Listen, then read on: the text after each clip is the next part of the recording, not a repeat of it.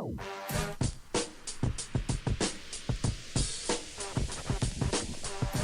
time for the Shop Report with Barbershop Jay.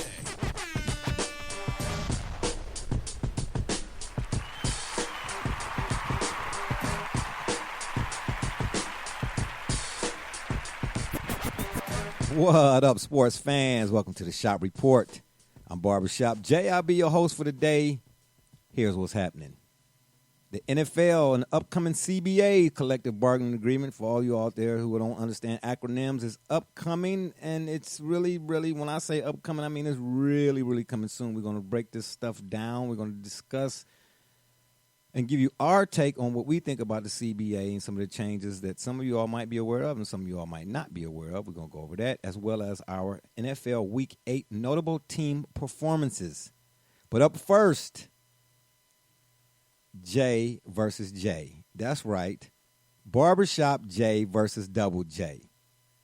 Joining me on the program Joining me on the program today to discuss this and our other topics as well is my cat, none other than, how do I want to say this? Because I was going to give you a different one this time, Brother Rich, but my cat from the NYC, a.k.a. Rucker Park, Brother Rich, what's happening? Yeah, I was going to throw something in there, but I couldn't think of no good Ohio State one right now. My brother, my friend. Oh, yeah. Look, my brother, my friend, my Dallas Cowboy native fan. Oh. I'm honored to always be on this platform with you and all of our wonderful listeners and our beloved co-host, my boy Double J up the way. Got you. Yeah, wow, really? That's how we doing it now.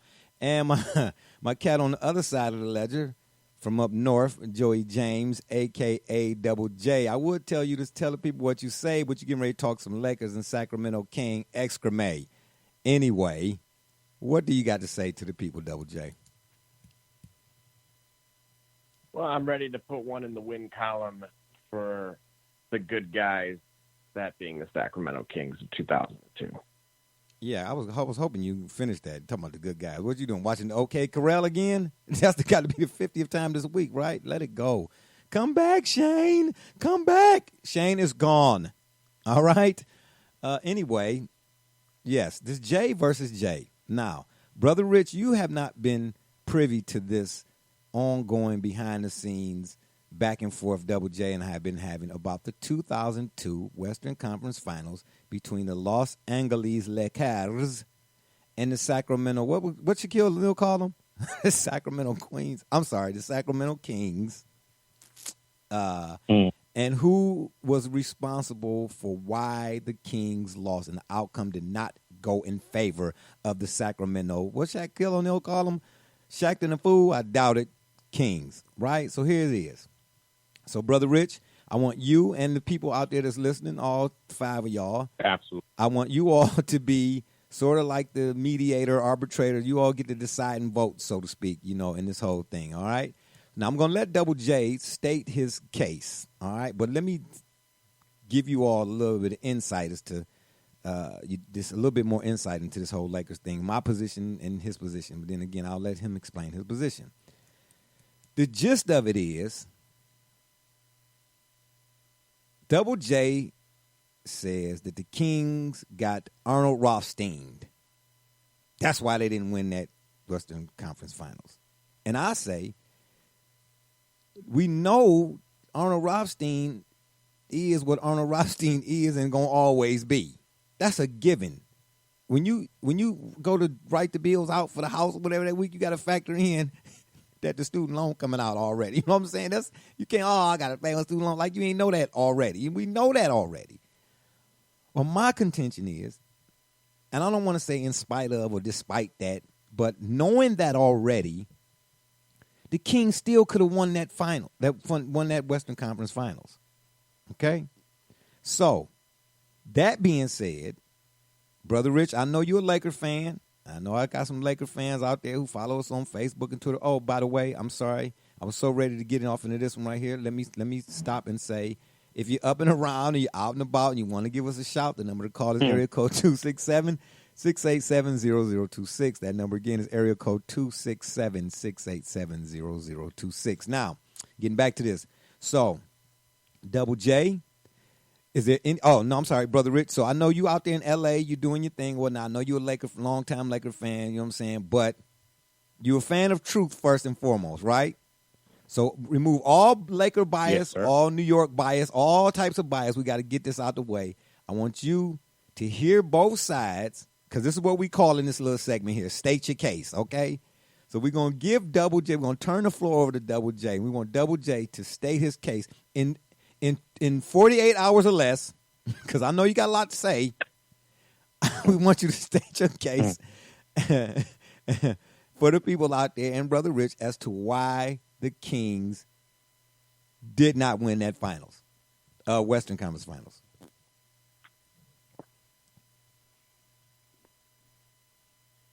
You ready? Yeah, I state your case. See, you already lost 2 minutes already. That's not good. I'm glad Judge Wapner's not here. So you put on. Now look, Chris Webber has gone on record while being interviewed by a Hall of Fame broadcaster and Dan Patrick about did he ever believe, did he ever play in a game that was fixed? And despite his hesitation, again, this is all public record, he did say he played in one specific game that something definitely was off. Now, that already indicates a guy that played in thousands of basketball games in varying capacities, you're able to tell.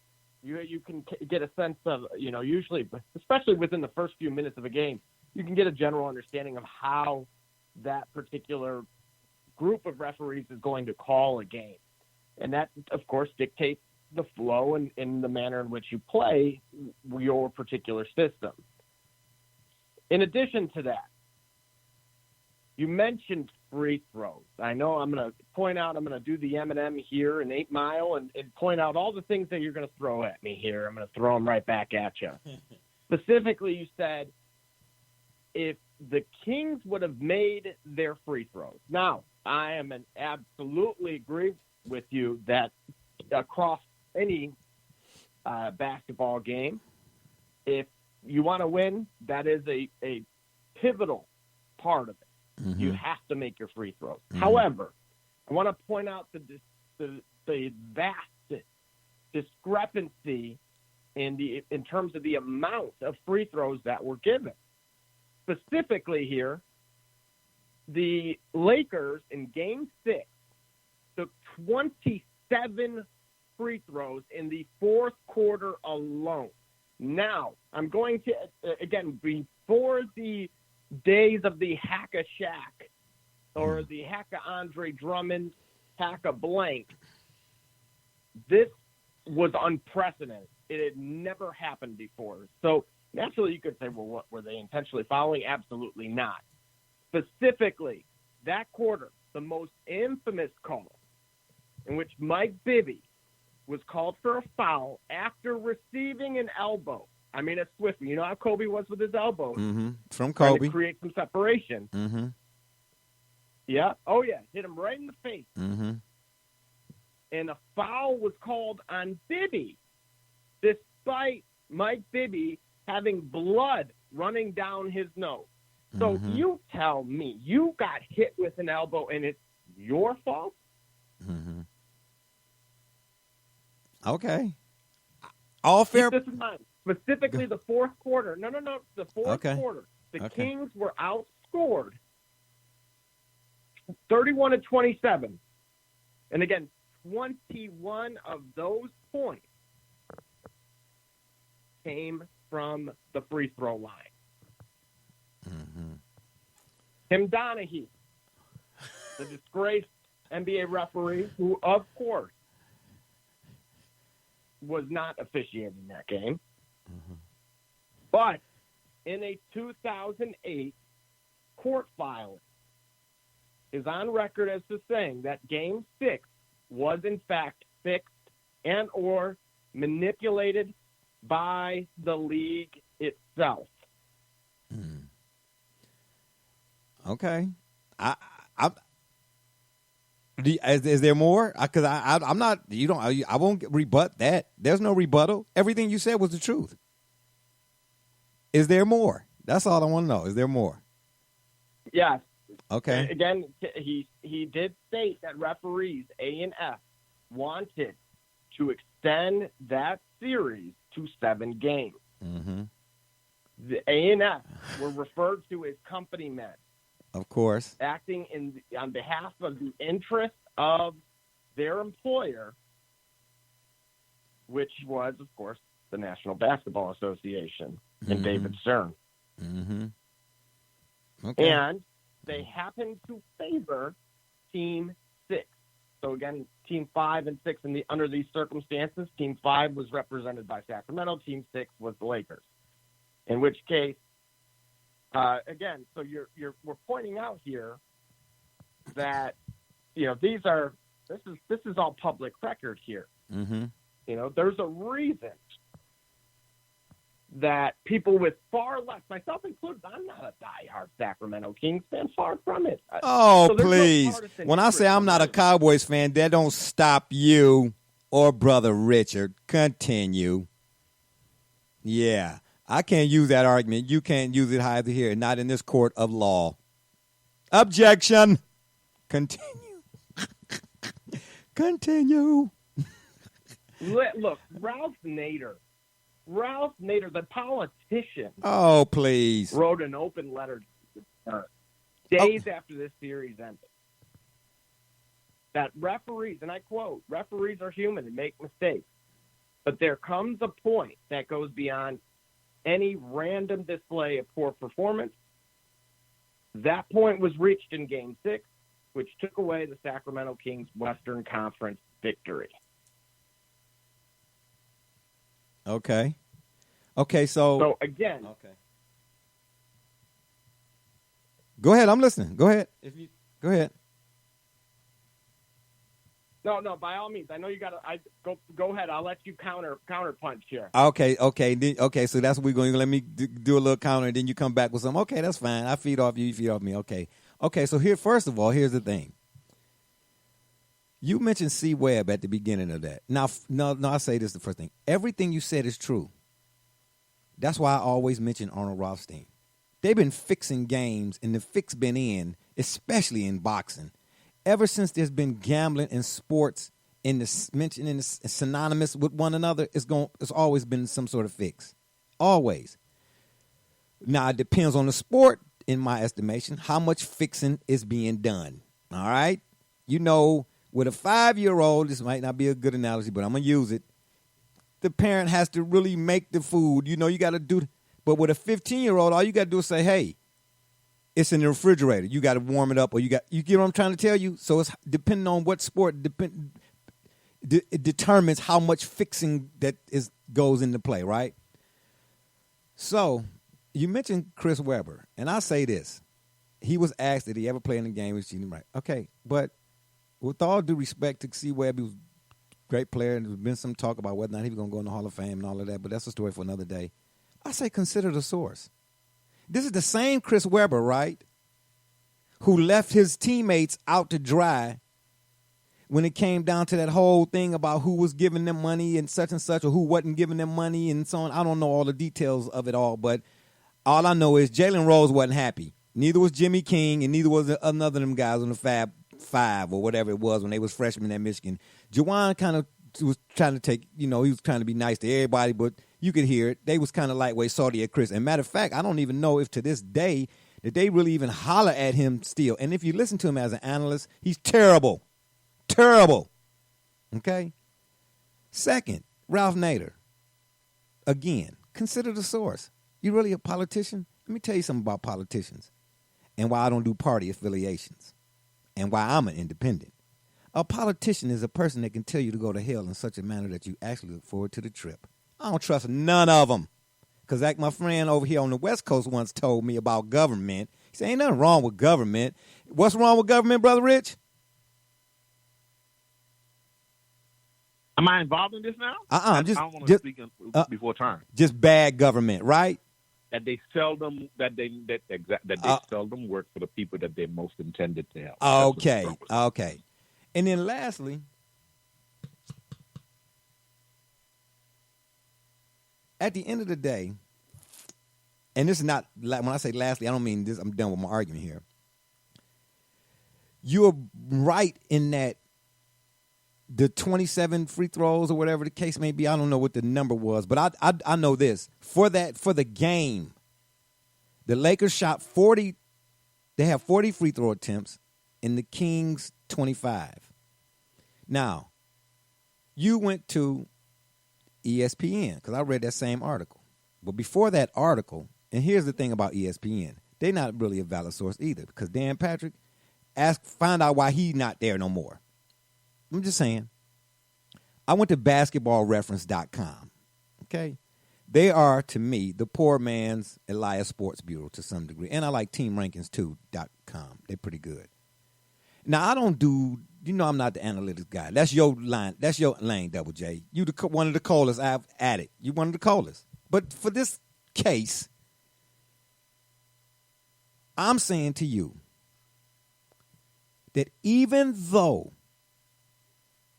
betting and fixing and gambling and all of that stuff has been a part of the sports fabric since the early 1900s, there are still, when it comes to basketball especially, that don't mean it wasn't no point shaving. I couldn't find the guy's name, but there's a guy for Arizona State a couple years ago, not a couple years ago, been many years ago now, got caught. He was doing point shaving, right? Now, if you in on the fix, that changed the scope. But let's just keep it, let's go back to the left with it. When I don't do the analytics thing, all of that, like I said, like you do. But when I went to Basketball Reference here, I looked up the fourth quarter alone. I did the play-by-play, okay? And what I'm saying to you is, with all those things still being a given, an automatic factor, there's still some pure moments in the game. Because here's what happens when a fix goes in, guess what? It's not one-sided. It take two to tango. So while the refs do their part in calling fouls, well, you call a foul in the fourth quarter that wasn't the same thing, but wasn't a foul in the first quarter, we know that. But while they set the stage, the players got to do their part. If the fix is going to be a fix now. See, the mob can't go tell the guy in the ring, if you're a boxer, hey, man, you're going to lay this one down. And if the guy don't lay it down, then what? Everybody even threw it off, right? So you can't fix something without everybody being a part of it, right? So in other words, the player still got to put the ball in the basket, okay? And for all this fixing, at the start of the fourth quarter, at the 12-minute mark, the score was in this, because Game 6, I meant to mention that at the beginning. Game 6 was the infamous game that everybody's talking about, okay? And in that article, ESPN, right quick, yes,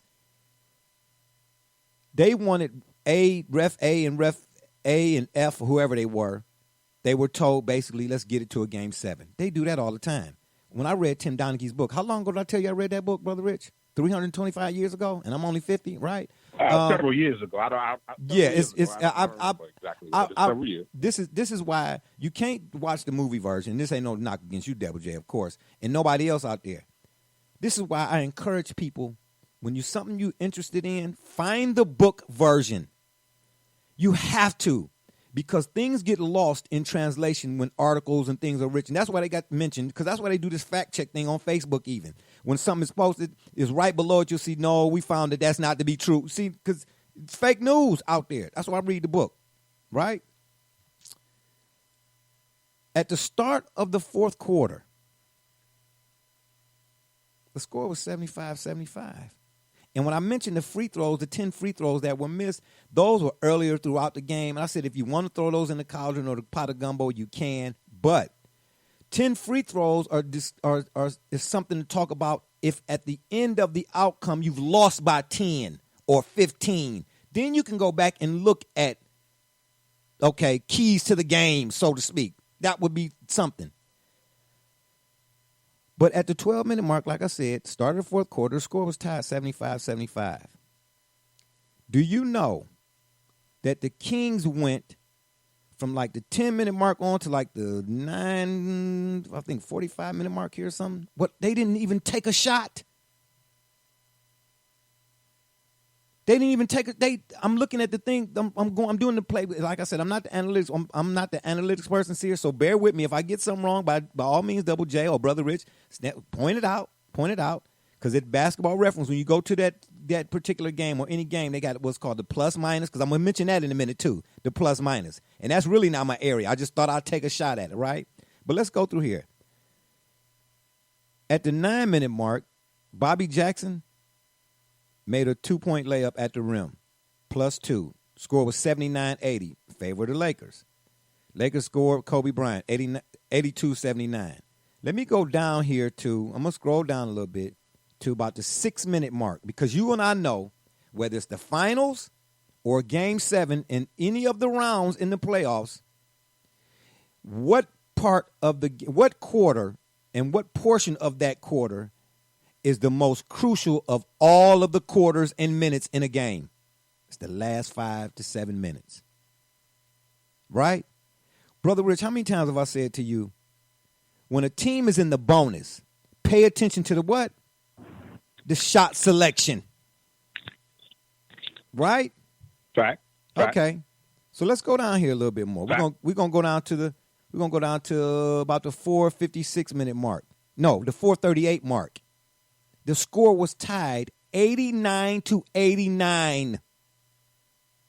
At the 4:24 mark, the Kings were up 1. Okay? At the 3:51 mark, this is game 6 now. This is the fourth quarter. The Kings were up 92-90. Huh? Then we get down to the 2:07 mark. The Kings were up 94-93. See what I'm saying? And then, of course, you get towards the end of the game. The score went back and forth a little bit. But at the end of the day, the score never really went from the 6-minute mark all the way down to the end of that game in that quarter. The score was never really greater than 2 or 3 points. So for all of the refs fixing, my contention was, even with all of that, the Kings still had a chance to win that game. But I tell you what, if you go where I'm at on basketballreference.com and you look at the play-by-play breakdown, there's a left column for the Kings as they doing the score. Whoever scored, they put it in the left column, +1, +2, whatever the case may be. If it was a 2-point or it was a free throw. And the right side is they giving you to the Lakers.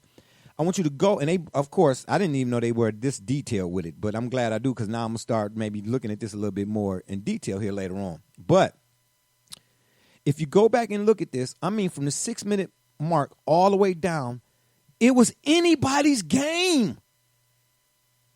It was still anybody's game. But you go look at this and look at the left side and look at the Lakers side, the left side for the Kings and the right side for the Lakers, you will see gaps, empty spaces where it says on here, that means nobody did anything. There are more empty spaces in terms of shots made or missed from the Kings side, really the fourth quarter, period. But from the 6-minute mark until the end of that game than there was for the Lakers.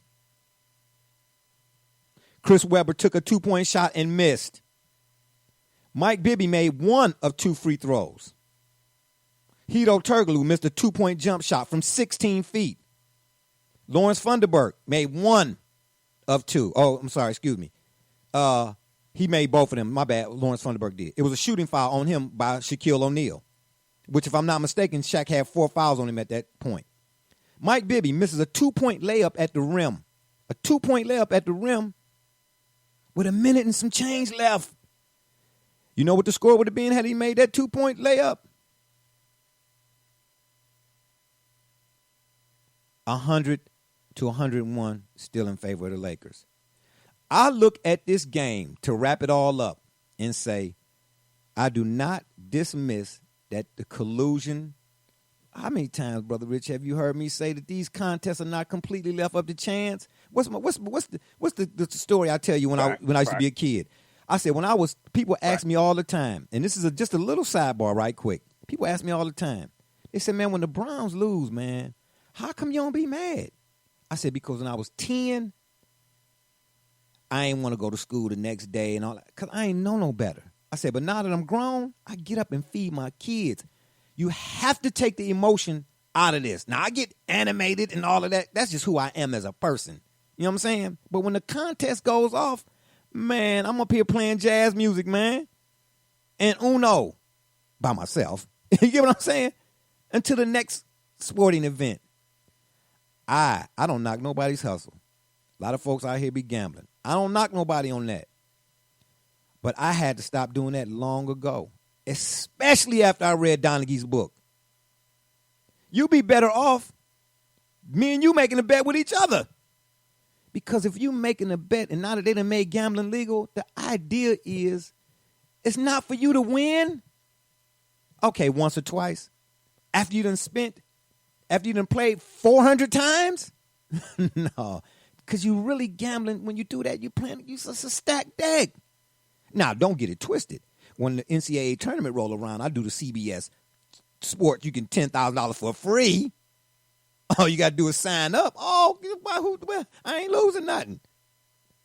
But, man, when I got older and I started reading more and started getting really into the sports thing, and I'm not saying I know everything, but I know better. The refs are the refs. They're going to always be the refs.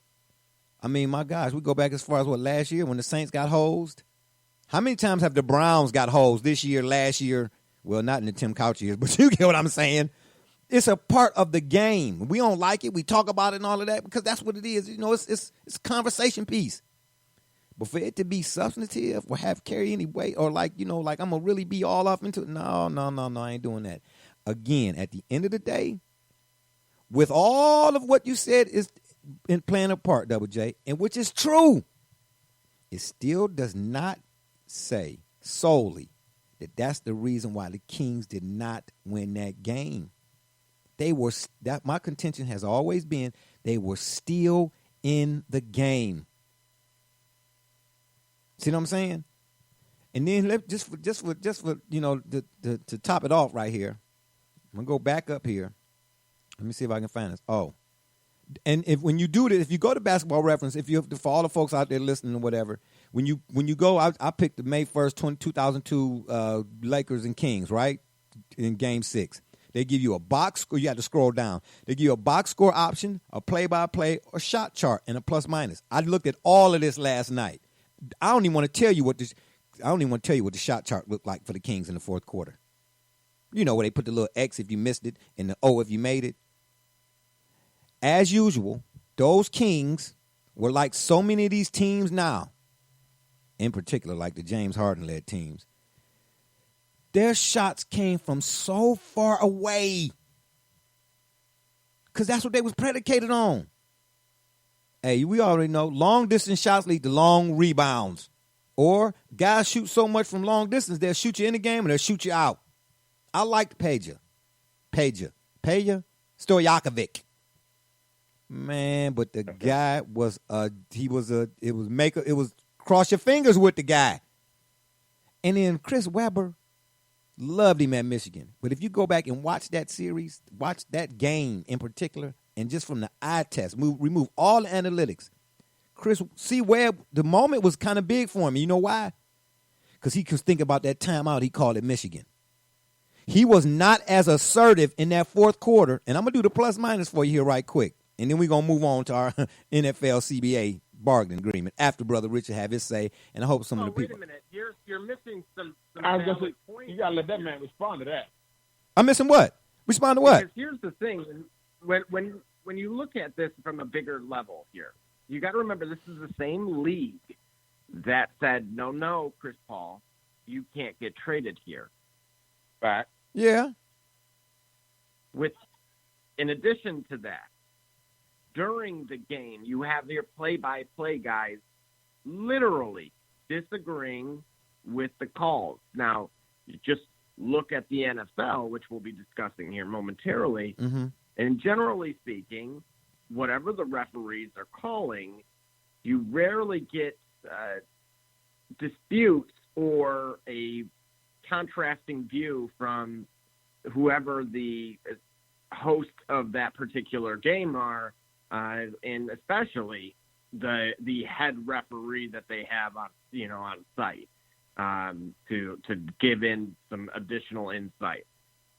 So you can look at everything from because again there were several disputed calls in this game, from Shaq in the post, Chris Webber's offensive foul. But again, what I really want to hone in on is you're talking about a finals that would have been the Sacramento Kings, small market, and the New Jersey Nets, small market. Okay, so from a television perspective, that would have killed TV rates. Man, you know what? I buy the small market argument, but there's too many other cases out there that would put a dent in the small market argument in totality. The Pittsburgh Steelers is a small market. The St. Louis Cardinals in baseball is a small market. The San Antonio the San Antonio Spurs are a small market. The Toronto Raptors, they're not a great market. I mean, they're a bigger market, but in other words, let me say it like this: out of all the NBA, they were represented by the whole country. Okay, but out of all of the international market. Okay, but out of all the NBA championships that's been won throughout the NBA history, you telling me all of them were won either in LA, Chicago, or New York? All of the NBA champions were absolutely at that point in time. What? No, that's not what we're telling you. Okay, because see, let me go to this plus or minus thing. I hear what you're saying.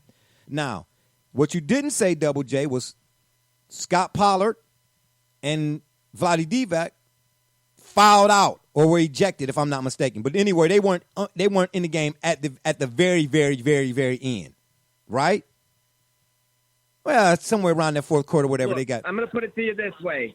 There were 10 50-50 calls benefiting the same team. That happens once every 1,024 games. Okay, so wait a minute. Again, so if Dick Bavetta set the stage for Peja Stojakovic to be at the free throw line with a chance to win the game, and he missed 2 free throws, that's on Bavetta too? That's part of fixing? Because if that's the case, then that means Peja fixed the game. He helped the rest. He helped them fix the game. Because let me give you the plus minus here now. In the fourth quarter for Mike Bibby. You said you have before you, it's not the plus minus you need to look at. You need to look at the timing of these fouls. Anytime Sacramento was starting to get a lead and generally going to go up by more than 2 possessions, or by 2 possessions or more or greater, there were fouls called. Okay, they so kept go the ahead. Lakers within an arm's reach. And so you're absolutely right. A missed free throw from Sacramento gives the upper hand to the Lakers. Okay, but why are you missing your free throw then? Strategic refereeing does. So you're telling me, we say this all the time. You shouldn't have to play a perfect game. If you want to, just look at the Lions versus the Packers the other week. If you really wanted to say, well, the Lions should have played perfect, and then those things wouldn't have mattered as much, or they should have scored in the red zone. That's why I said the 10 free throws. The fact of the matter is, that's why I said the 10 free throws that was missed earlier. If the 10 free throws that you missed earlier in the contest or earlier in the series or whatever the case, well, in the contest, excuse me, once you get towards the end, the fourth quarter is money time. It really is, like I said, like somewhere, some people say 5 minutes, I say 7 minutes. Anywhere 7 minutes down is money. That's money. That's crunch time. That's when the guys who stars or whatever really turn it on if they been kind of dogging it for the first 3 quarters and some change, right? Well, you say don't look at plus minus. Well, and again, maybe I'm looking at the wrong thing. I first want to tell you, I don't really know all of that like that. It's not really something I usually use. But on plus minus is when the player's on the floor. Off is when the plus minus when the player's off the floor, right? So in this graph here they got, if it's in green, it's a plus. If it's in red, it's a minus or whatever. If it's an empty space, that means the player wasn't on the floor. Mike Bibby was not on the floor in the fourth quarter, but in the third quarter he was -5, and early in the fourth quarter he was -2. Doug Christie was -5 in the third quarter, -2 in the fourth quarter. Vlade Divac was 0 early in the fourth quarter, And then he must have, I don't know what game it was. It must have been game 7 then. I'm looking at game 6, but he didn't foul out of that game. He must have fouled out in game 7 because it says he was +4 towards the end of the fourth quarter. Okay. Hedo Turkoglu, -2 in the third quarter and didn't play none early in the fourth quarter. And then when he got in late in the fourth quarter, he didn't score at all. Chris Webber was -5 in the third quarter and -1 in the fourth quarter. Stojakovic, I'm sorry, did I say Divac? Yeah, it was Divac earlier. Stojakovic was -3 and -4 in the fourth quarter, and then he played a few minutes here and there towards the end or whatnot. Bobby Jackson, in other words, and again, this might be referencing it wrong because this is not my lane. All I know is I see a lot of negatives for the Kings in that game in the fourth quarter than I do for the Lakers. That's all that's what I'm looking at it right here. I only see one plus for the Kings, and that was Vlade with the +4. It's either zeros or -1s, 2s, 5s, 3s, and 4s. But if you just want to go, we can look at shot chart. We can look at the shot chart too. Again, I'm for all the folks that's out there listening and whatnot, this is Barbershop Jay's first trip down this road, so bear with me. But I looked at because they do the breakdown, Kings and the Lakers. Or you can do all quarters, or you can go to a specific quarter. Because I go to the fourth quarter. That don't mean that the first, second, and third are irrelevant because they set the stage for whatever you're going to do in the fourth. Get what I'm saying? That's why, and I'm not making a comparison here. I'm just using this as an example. A guy like Jordan, a lot of times, he was such a dog, and Kobe, they was such dogs. But if you really kind of notice their games, they did enough in the first 3 quarters to, either maintain or might be down a little bit. But then when that fourth quarter came and it got to a certain point, you'd be like, man, where was this dude at all game? I ain't see. Because then they was conserving energy, if you want to call it. But if you look at the shot chart in the fourth quarter for the Kings, they took, is it 11, I think I'm counting here? 1, 2, 3, 4. 4 shots out of the however many they took came from within the painted area. Everything was outside of the painted area. So, see, to me, at the end of the day, I'm not, again, dismissing that the refs don't play a part. I think the 2-minute report is bogus. Transparency, my ass, Scott. But that's a given. But the refs cannot take the ball out the basket. You still got to play your part. And the Kings, in that instance, did a very bad job late. They do what a lot of West teams do now and then. They jack up shots. The shot selection was terrible. It was terrible. And for all those people out there I offended when I said Chris Webber, my bad. Sorry. Maybe, maybe not.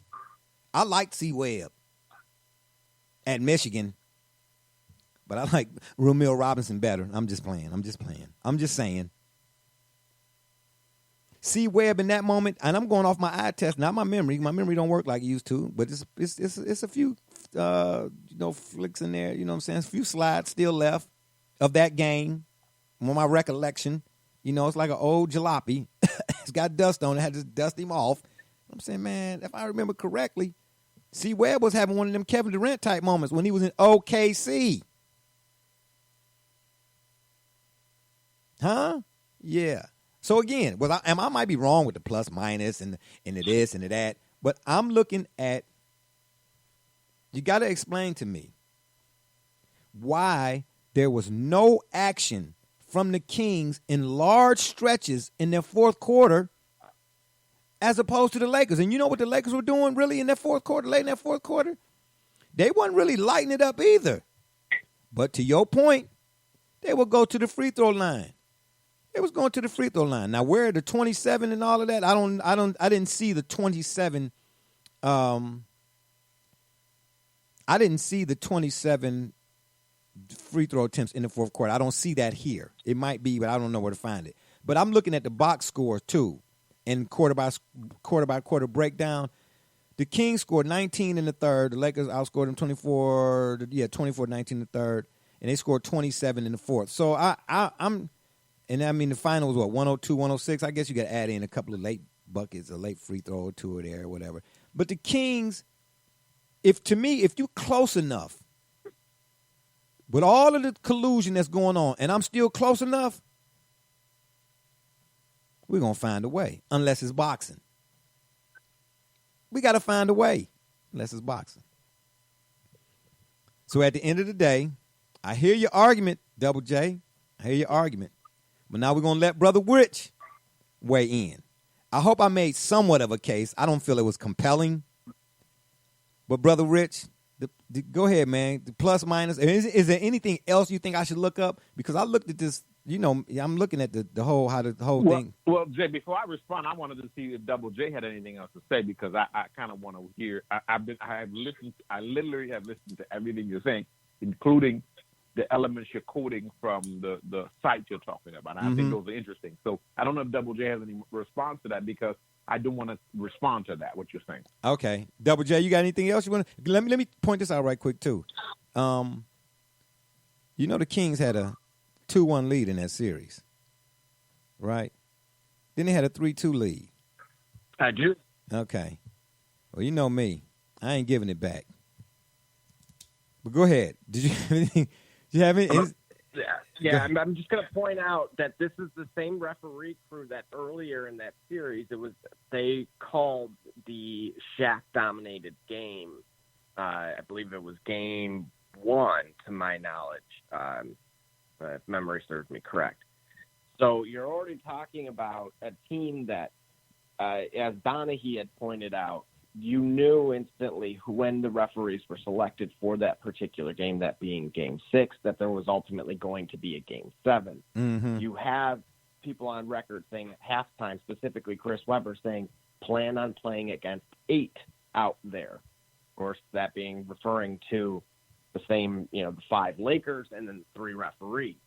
So at this point, there's no conspiracy here. This is both from a monetization standpoint on the behalf of the league. You had 3 company guys that had already called a game earlier in the series, which was heavily dominated by Shaq inside of the paint. So it's not a surprise to me with the statistic that you're saying about their shot selection, because again, they knew that they were able to get away with these particular referees.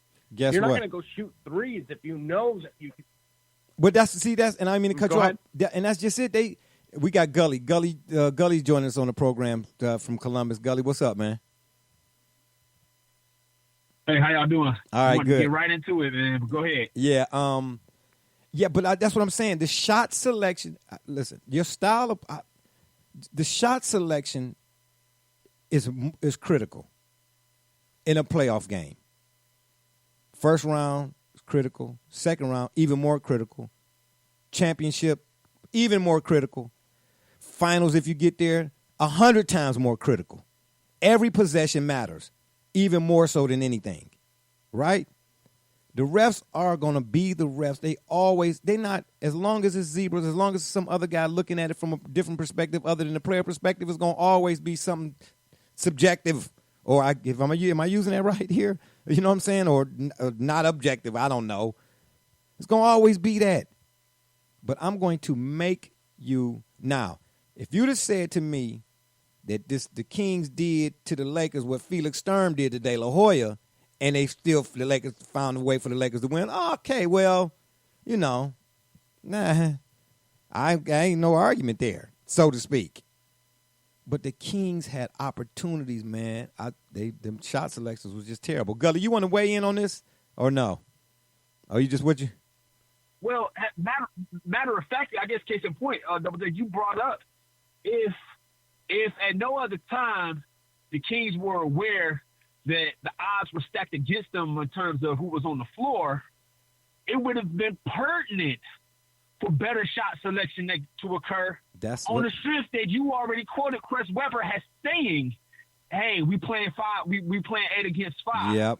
So I definitely feel like that there was something at play in terms of there was some extra motivation because of all the plays you might have already discussed. Nothing's clear to me as an example of just how the tilt was in. Has the foul that was never called that caused that I think I don't know if it messed up his orbital bone or not, but I know Mike Bibby was severely hurt by that elbow that he got off the inbound from Kobe. Double J mentioned and it that. never got addressed. Yeah, Double J mentioned that. Yeah, things like that tell me you already know that Dak is stacked division. As a matter of fact, I don't even think that was in the closeout game, was it? Double J, was that a game 5 or what was that? That inbound the where Bibby was bleeding and got the call on him from Kobe's elbow. Yeah, that was game 6. That was game 6 too. That was the deciding game 6, right? Did he go 7? No, it went 7. It went 7. Yeah, it went 7. But I mean, but if see, if that's the case, I mean, Steve Nash got pushed under the table. He was bleeding too. But even without all of that, you know what I'm saying? Did anybody think the Suns was going to win? The referees got that one right, though. Okay. The referees got that one right, though. Yeah, I mean, you know. You know what I'm saying? I get it. They wanted the Lakers to win, right? But I didn't see enough from the Kings, even watching it live. I didn't see enough from them to make – you got to take it from them. You help them. You help the collusion out when you don't – when you tippy-toe. You know what I'm saying? I'm not pulling up no jump shots. I'm not pulling up for no jump shots. You guess what? I'm going to have 622 points tonight, and they're going to all come from the paint. Like James Harden. The dude go 21 to 22 from the free throw line and 3 for 99 from 3, and you still keep shooting them? You helping them win the game, man. Okay, here's the thing, though. Here's the issue.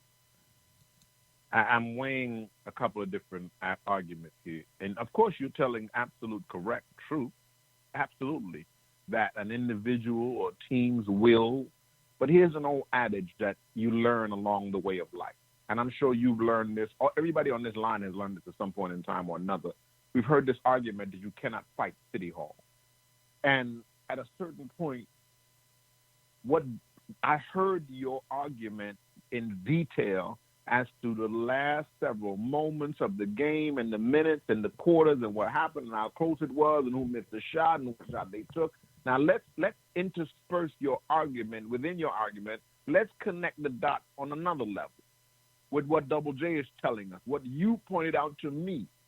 When you, in your argument, just now gave to us and our listeners this conversation, you said this. One of your critical elements of your conversation was, in a game like this, every possession, quote, let me quote, every possession is key. Now, let's take that and put that on a wider context of Donaghy saying what he said, what we now know, what we suspected, and what has been confirmed. Many suspicions have been confirmed, whether you want to take Donaghy's view or other people's view of it. We know for a fact that these games are manipulated. We also know for a fact that these games are manipulated based on marketing. And we know that in the NBA, they refer to Sacramento as Deadcramento. We know that. And the players call it Sadcramento because nobody cares about that area and that arena.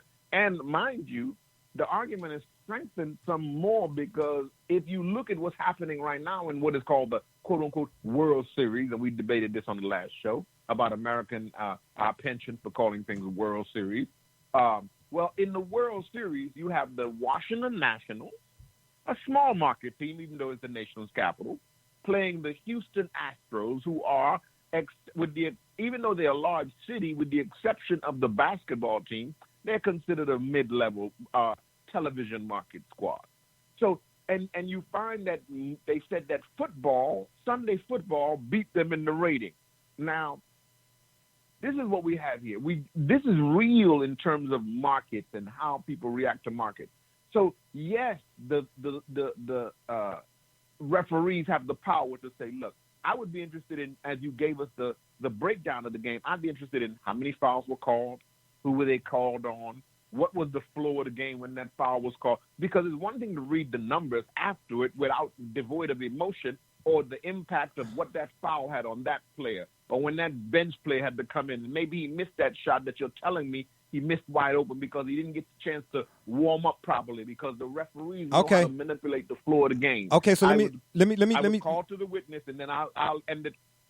Let me point it out to you then. I will read exactly because I've read the same article I said like Double J did. Disgraced ref Tim Donaghy said because the league, quote unquote, wanted to extend the series to 7 games, personal fouls were ignored, and conversely, refs made up calls in order to give additional free throw attempts to the Lakers. We're denying this? We know this is a fact. Right. So the Lakers attempted, with all of what he's saying here, the Lakers attempted in totality 40 free throws to the Kings 25. But here's the killer part to that too, though. I give you more attempts, right? We know that. Before the game said, Double J just pointed out, we know that it's a given that we're going to already be playing 8, right? They're going to get more than us, right? But they still got to make them too. They still got to. They could. Yeah, but if they get more than me, but again, Jay, we got to be real with this. We're on a basketball court. There's a deflating element of being on a court, on a pitch or field of play where it's supposed to be equal, and you realize that's why you see players react with so emotionally. Like literally, when you played sports, you played competitively. I have. You stop in the middle of the game and look at the ref and say ref, or you look at them and you literally go off. And now they're controlling the players' emotions in the NFL that you can't react a certain way. But if you know that going in. So all of these things are managed. But if you know going in. Nothing to do with. But yeah, I'm not. But Jay. But if you know going in that the deck is stacked. These young men to be robots? No, if you know that going in that the deck. To do with the. But listen, he just Jay, said. Let me ask you a question. Hold on, but if I'm going to court, why is it that the federal government has a 98% conviction rate? Because you know going in the deck is stacked. And you know going in, and unless you got X amount of money to play X amount of lawyers to fight X amount of years, you better take the deal. And most people take the deal, even when they're not as guilty or may not even be guilty. And we can't, because you at a certain point, you feel like, man, you know what, I can't even fight this. And so I'm a basketball player. I'm on the court. Okay, ref, that's not a foul. That's not, ref, what are you calling? Ref, man, how you give him? There's a deflating element of that. And so, yes, I can push through that. And yes, you do. Some teams do push through that, and to the point where you hear the players react afterwards and respond in kind, where they know they were trying to take it from them. But those are the unique and really exceptional circumstances that go against the method or the rule that has been set up, where in truth you can't fight City Hall. I can tell you, in fact and indeed, that there was no chance that Sacramento was going to win that game. Well, it wasn't even if they had to foul out everybody on Sacramento. Okay, but see, here's the thing. I'm with you 1,000%. But now, wait a minute. Two of the same thing, this and that, they can't both be true. So here's what I mean. How long, before even Double J even joined us on the program, Gully, you with us here too, how many times have we said, you know, when you go into the other team's gym, and I don't know where the game was played at particular, but whatever it is, I'm just using the example. You know that you're going in and you're going to have to play the refs and the other team, right? You know that going in. Because in a basketball setting, as opposed to a court setting, you can do something about that. So when I go into the other team's gym, knowing I'm playing them and the refs, I'm going to make you make a call. So therefore, when I say every possession matters, that means every possession, my intent is to punish you. Now, if I foul out, I foul out. But I am not going to. So who controls whether I foul out, Jay? Who controls whether I foul out? The refs who controls whether but when I drive to the basket, that's called an offensive foul, or who listen, controls when I'm on defense and I reach out and I touch you this time down the court, but this time they decide to call a foul as opposed. Who controls that? Okay, guess what? And who? The refs. But also, it's a two-sided coin, though. Flip the coin over. Who controls a historical record-breaking 27 missed straight threes? Who controls that? Just like when we talking football, we talking about when we talking about coaching, like when we talking about the Browns and so on and so forth. And I know this ain't the same, the two different sports, but I'm saying I want to know who's taking those I want to know who's taking those free throws. I want to know why they're on the court. I want to know who, again, these things are situational. We don't analyze these things in the moment. We have to look at them situationally and look, what was the circumstance in the situation when you're telling me they missed these quote-unquote free throws? Who was taking them? Why was that individual in the game? What was the emotion? Because he was a starter at that time. That individual. There are a lot of. That's what I'm saying. Okay, When I did the plus or minus, they go by who was in the game as who the starters were, and who was in the game at that moment. Like you said, but go ahead. Here's the only thing I would like you to acquiesce to. The only part of this argument I'm asking you to just accept on the face of it is, as I accept because what you're saying is true, absolutely true. The rest, there's an element of that they do control, but there's also an element where I got to go as hard as I can all the way to the wall. You're absolutely correct. Here's the thing I'm asking you. Did the Kings do that? Consider this. In Game 6? Do they look like they were assertive? But here's what I'm asking you. Obviously, you showed us that they did not do that. Here's what I'm asking you, though. Okay. I'm asking you to consider that in the circumstances that you're pointing out to us, the referees in an NBA game, more than the NBA and NFL, more than baseball or Jesse Owens going to Germany and running in front of Hitler, ain't no referee can stop him. He can dominate because that's one-on-one.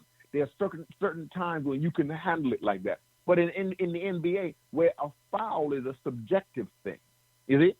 The referee's whistle is a subjective thing. It's what he says in that moment, and he's given by the association all the authority. And so me as a player, I'm impacted by the decision this fool is going to make that I know he's against us. And so I begin to get out of my bag, how they get me out of my hookup. And this is why Steve Webb has to tell us in the locker room, I know y'all about to get out of the hookup because we about to realize we're playing 8 against 5. Well, even though you told me that, even though you warned me about it, I'm still, this is what I do. I got a chance to go to the finals here. And you really showing me you're going to rob me of this.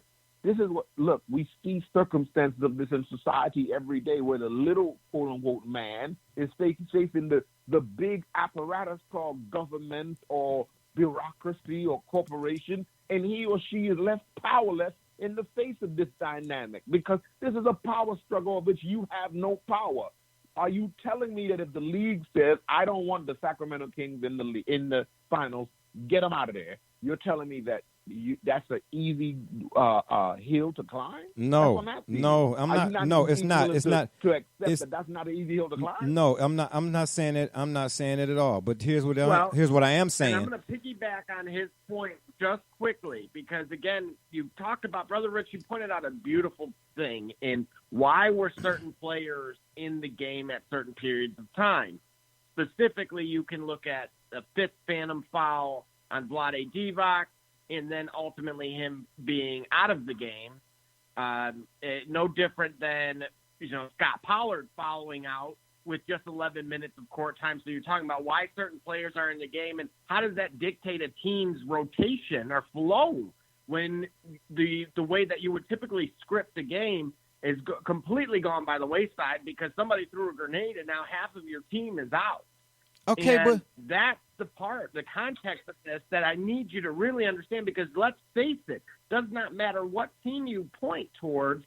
If you are having to go towards the end of your bench, the quality of play, the flow is going to absolutely be different because these guys are not generally playing together for large periods of time. Okay, so there's a lot of things that can throw that off. So if you're trying to give someone else an advantage, that is a beautiful way of doing so. And then on top of that, you again, now you just have to look again. I think despite you going play by play, you need to rewatch that particular quarter. Okay, and I'll do that because that I didn't do. But I'm still saying this. At the end of the day, either the Kings were in on the fix or, as I read through the plus-minus thing, I'm reading the starters were in the negative. I'm not saying that collusion. Listen, I can. You sound like Kanye West now. You kind of sound like Kanye West. Look, don't disrespect me like that. Come on, man. Really? Come on now. Kanye? Really? I'd rather you said Ralph Nader. Come on now.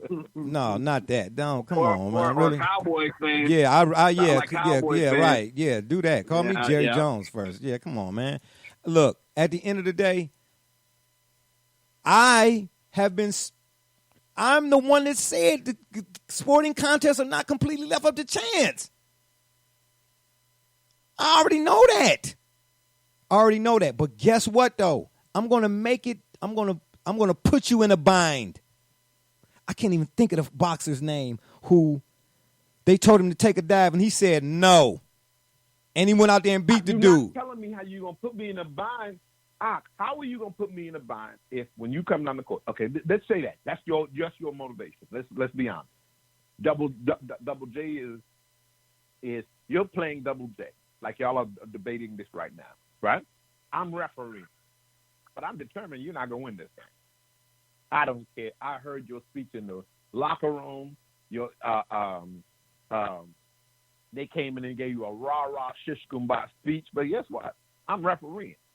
The minute you come out and you go on defense, I say, beep, whistle, foul. You can look at me and say, I'm determined.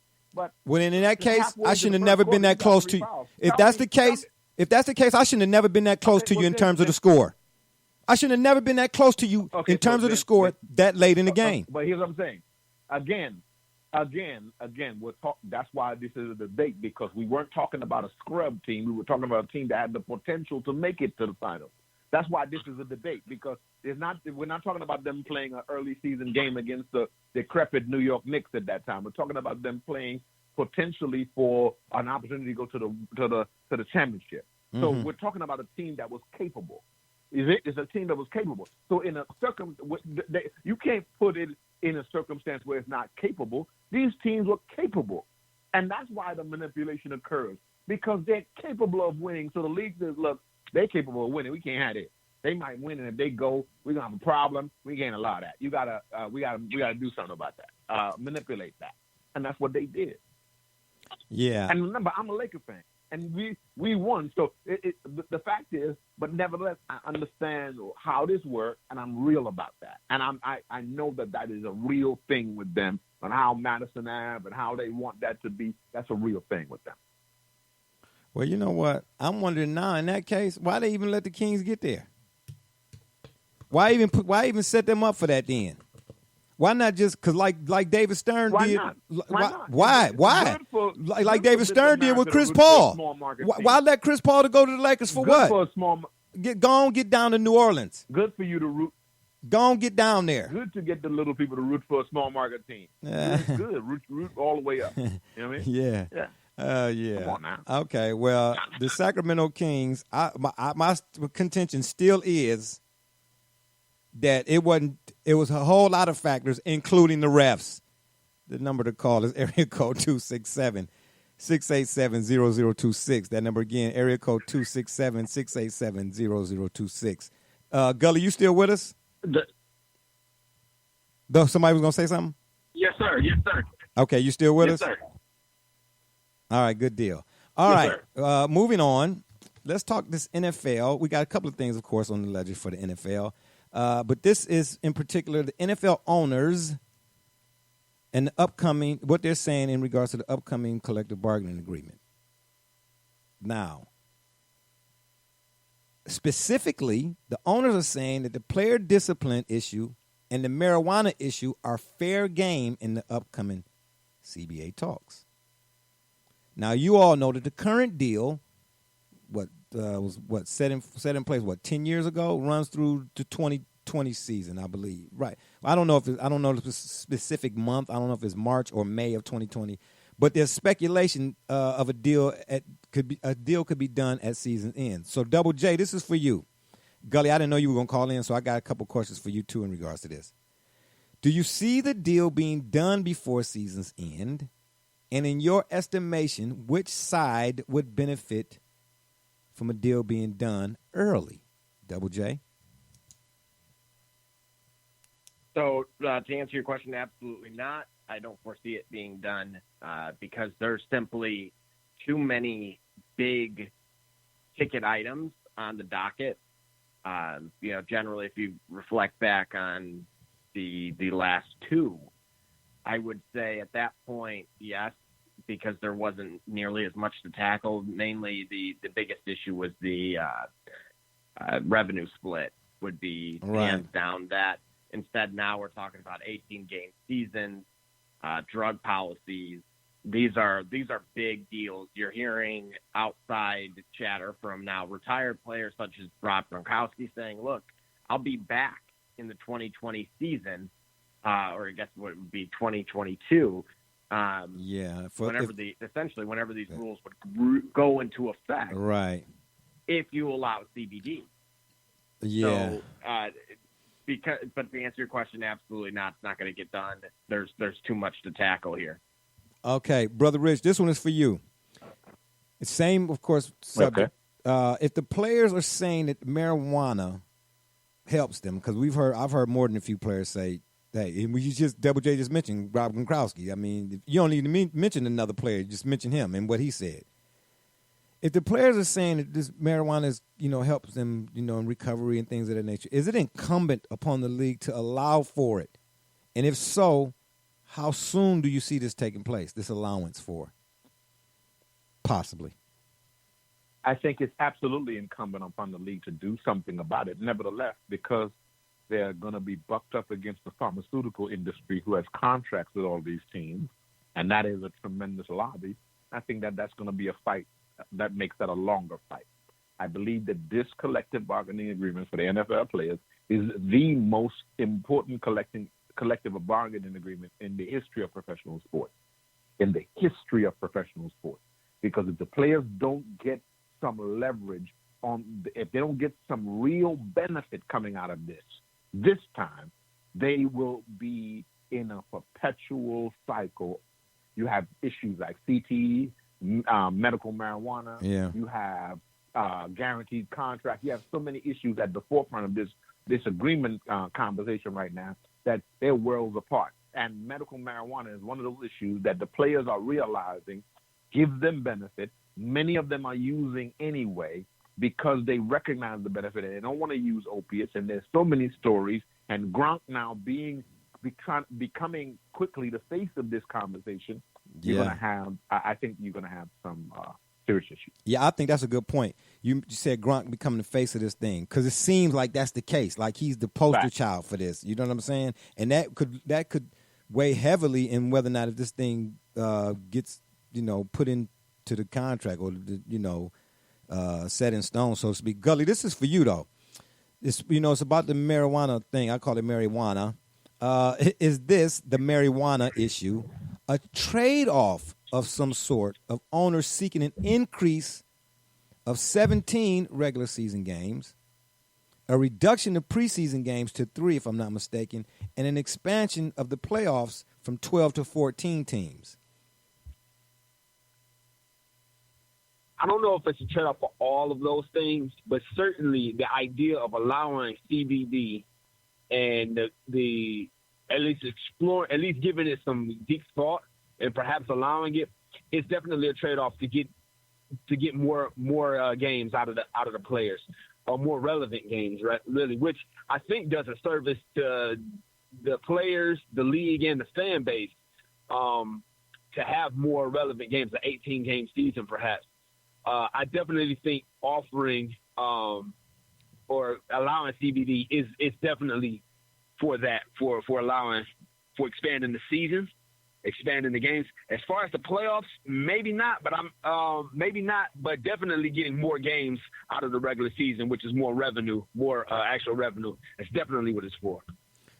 Double J, same thing, but just a little twist on it here. Aside from the medical marijuana and the what did I call it, discipline things or whatnot, let's stick strictly on the amount of games here. Which would you prefer? And I'm going to ask you too, Brother Rich and Gully. I'll come back to you as well. Which would you prefer if they could have one of the three, whether it's the increase in regular season games or playoff or preseason? Which would you rather see? Naturally, as a fan, you want to see games that matter. Again, you have so larger playoffs draws as far as seats sold. Oh, absolutely. Well, no, A for the 14-team league as a playoff, whole. excuse me. So again, you got to remember. No, I actually believe it would be a greater just regular season. Okay. Again, because that's putting more butts in seats across the board. So you're impacting positively more owners in the league as a whole. Now, in contrast to that, see that there's, as great as that may sound from a revenue standpoint, the give and take of this, and this is why this is such a big deal, and this is why I continue to reiterate the deal will not get done in time or anytime soon. Your average career length, I've talked a lot about that in the past, across the board would, and if that were implemented, would drop from 3.4 years to 2.8. So what that means is if they were going to do that, they would have to follow suit and give two additional things, one of which is to follow suit of like the NBA and I believe the MLB, in which the contracts are fully guaranteed. Again, there's 3 players in the NFL currently that have fully guaranteed deals: Aaron Rodgers, Russell Wilson, and the oddball in all of this, Kirk Cousins. And again, really what that represents is that the money that's guaranteed has to go in an escrow account to make sure that the team can cover it, regardless of how they part ways. Yeah. You know what, Brother Rich, I'm going to ask you, because what he just said, I don't know why it made me think of this, but it gave me another little twist on this. From the NFLPA's position or standpoint, how do you see DeMaurice Smith? Do you think he's a good representation for the players? He's terrible. You do? Okay, elaborate on that. Yeah, He's terrible. Yeah. He's one. I was going to mention him in my earlier commentary. He is absolutely one of the worst representatives of players in the history of sport. Really? He's terrible. I should have asked Herm this too. Oh, absolutely. He's a company man. He's a company man in the worst way. He represents the NFL, not the players. And so if you look at his first few years on the job, sort of like all the unions I know of, benefits. All the unions. I didn't mean to cut you off. We dealing with a situation here where GM, they probably everywhere GM is at, they dealing with a situation. But you see how the union played them?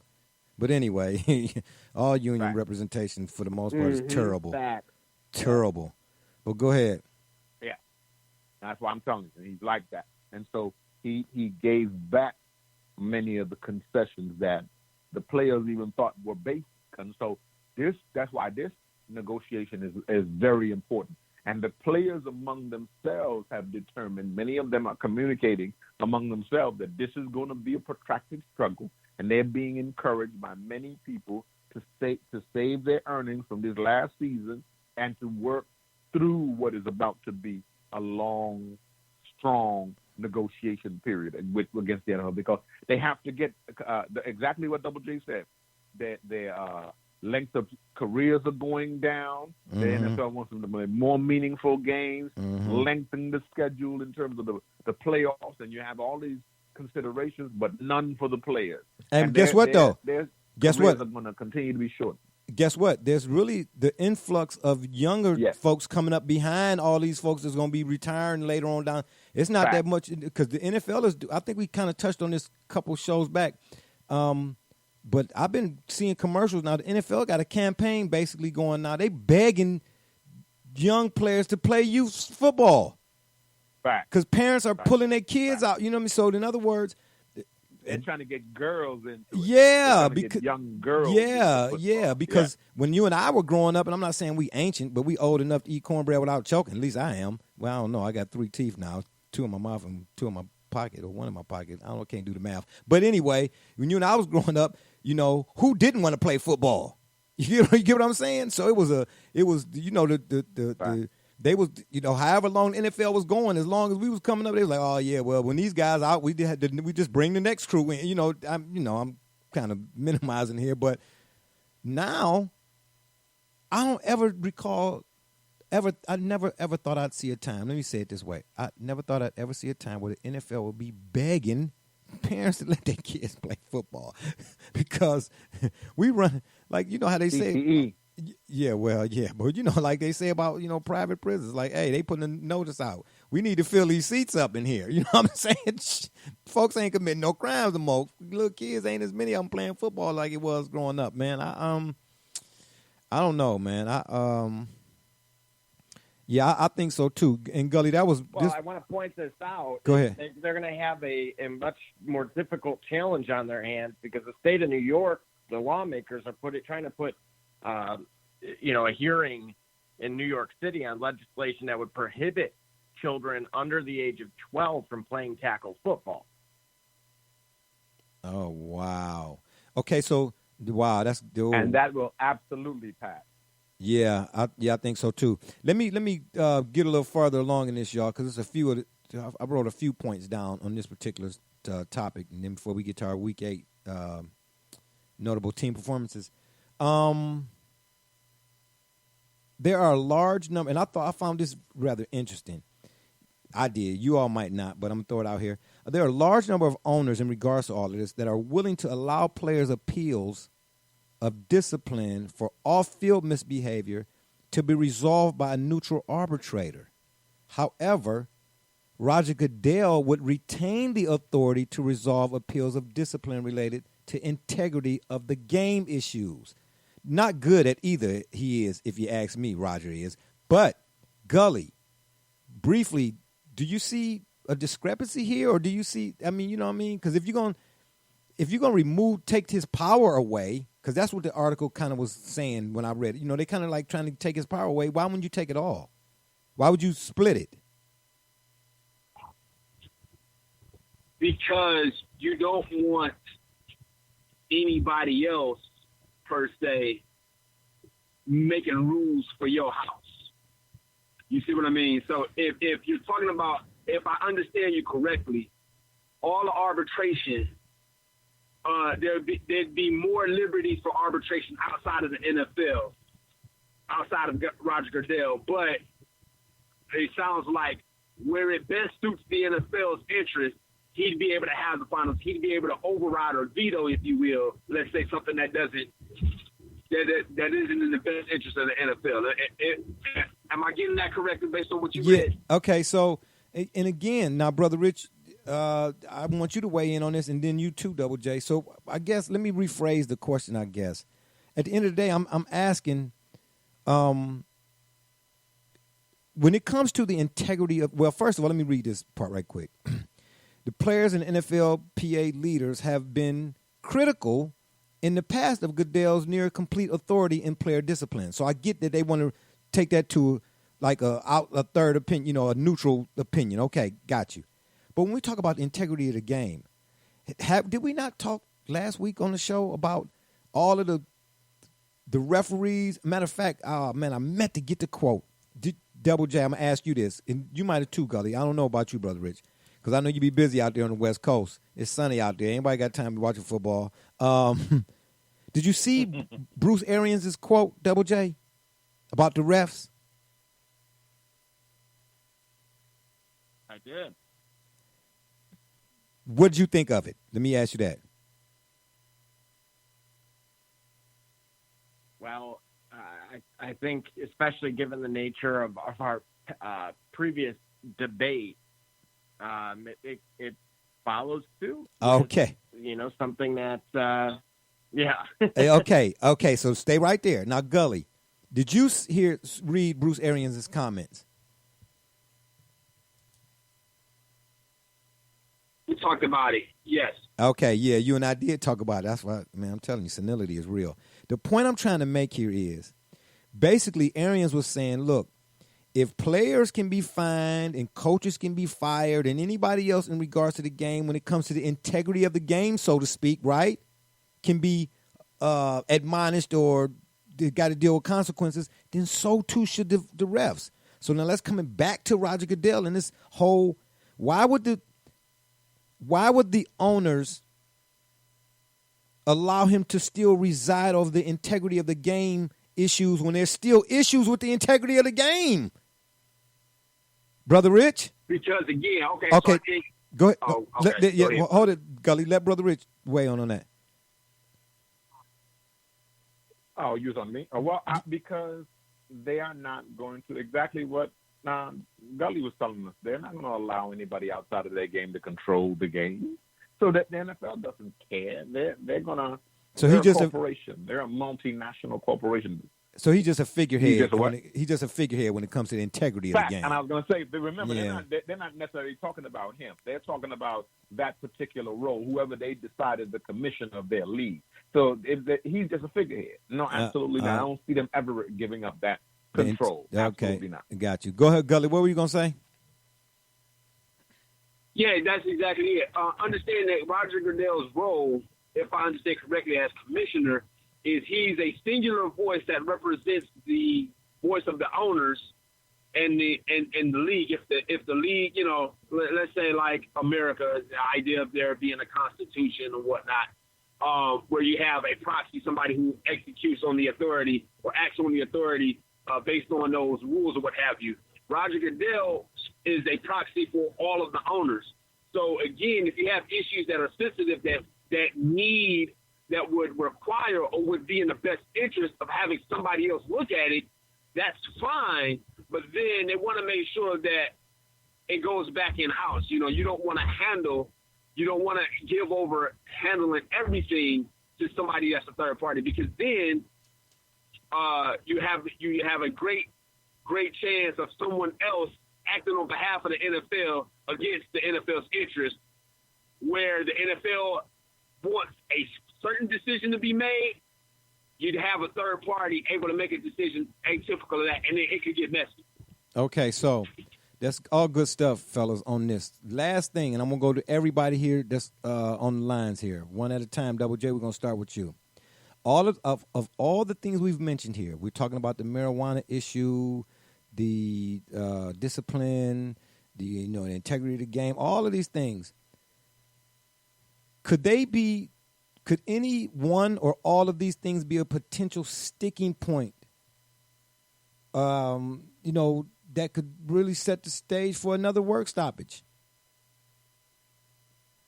As of course in regards to without a doubt, I think upcoming negotiations. Yeah. Yeah, I mean this is easy. Absolutely. These are all critical junctures that again we talk about the legislation that looking starting in New York, reiterating the violent nature of the game itself. So when you're talking about lifetime health care being on the docket for former players, which again, that's not free, but it does have a tie-in with marijuana because of the contract with the other companies, which again affects revenue. It all comes down to money. So if you want more games, and owners want to be able to also, the players are going to want more money, and the owners are going to need a little bit more money off the top, potentially from stadium credit. They all factor in one, it's one domino after the next, and it only takes one of these to, ultimately have that quote unquote domino effect, which leads to a work stoppage. Okay. Because I don't believe, especially with D. Maurice Smith, if he tries to go by way of the union, as you pointed out, it's going to get rejected by the players. I think we've came to a spot in 2019 going into 2020 where the players are very hip and woke, if you will, and are not going to just take something that is severely lopsided. Well, guess what? You talk about the players today are hip.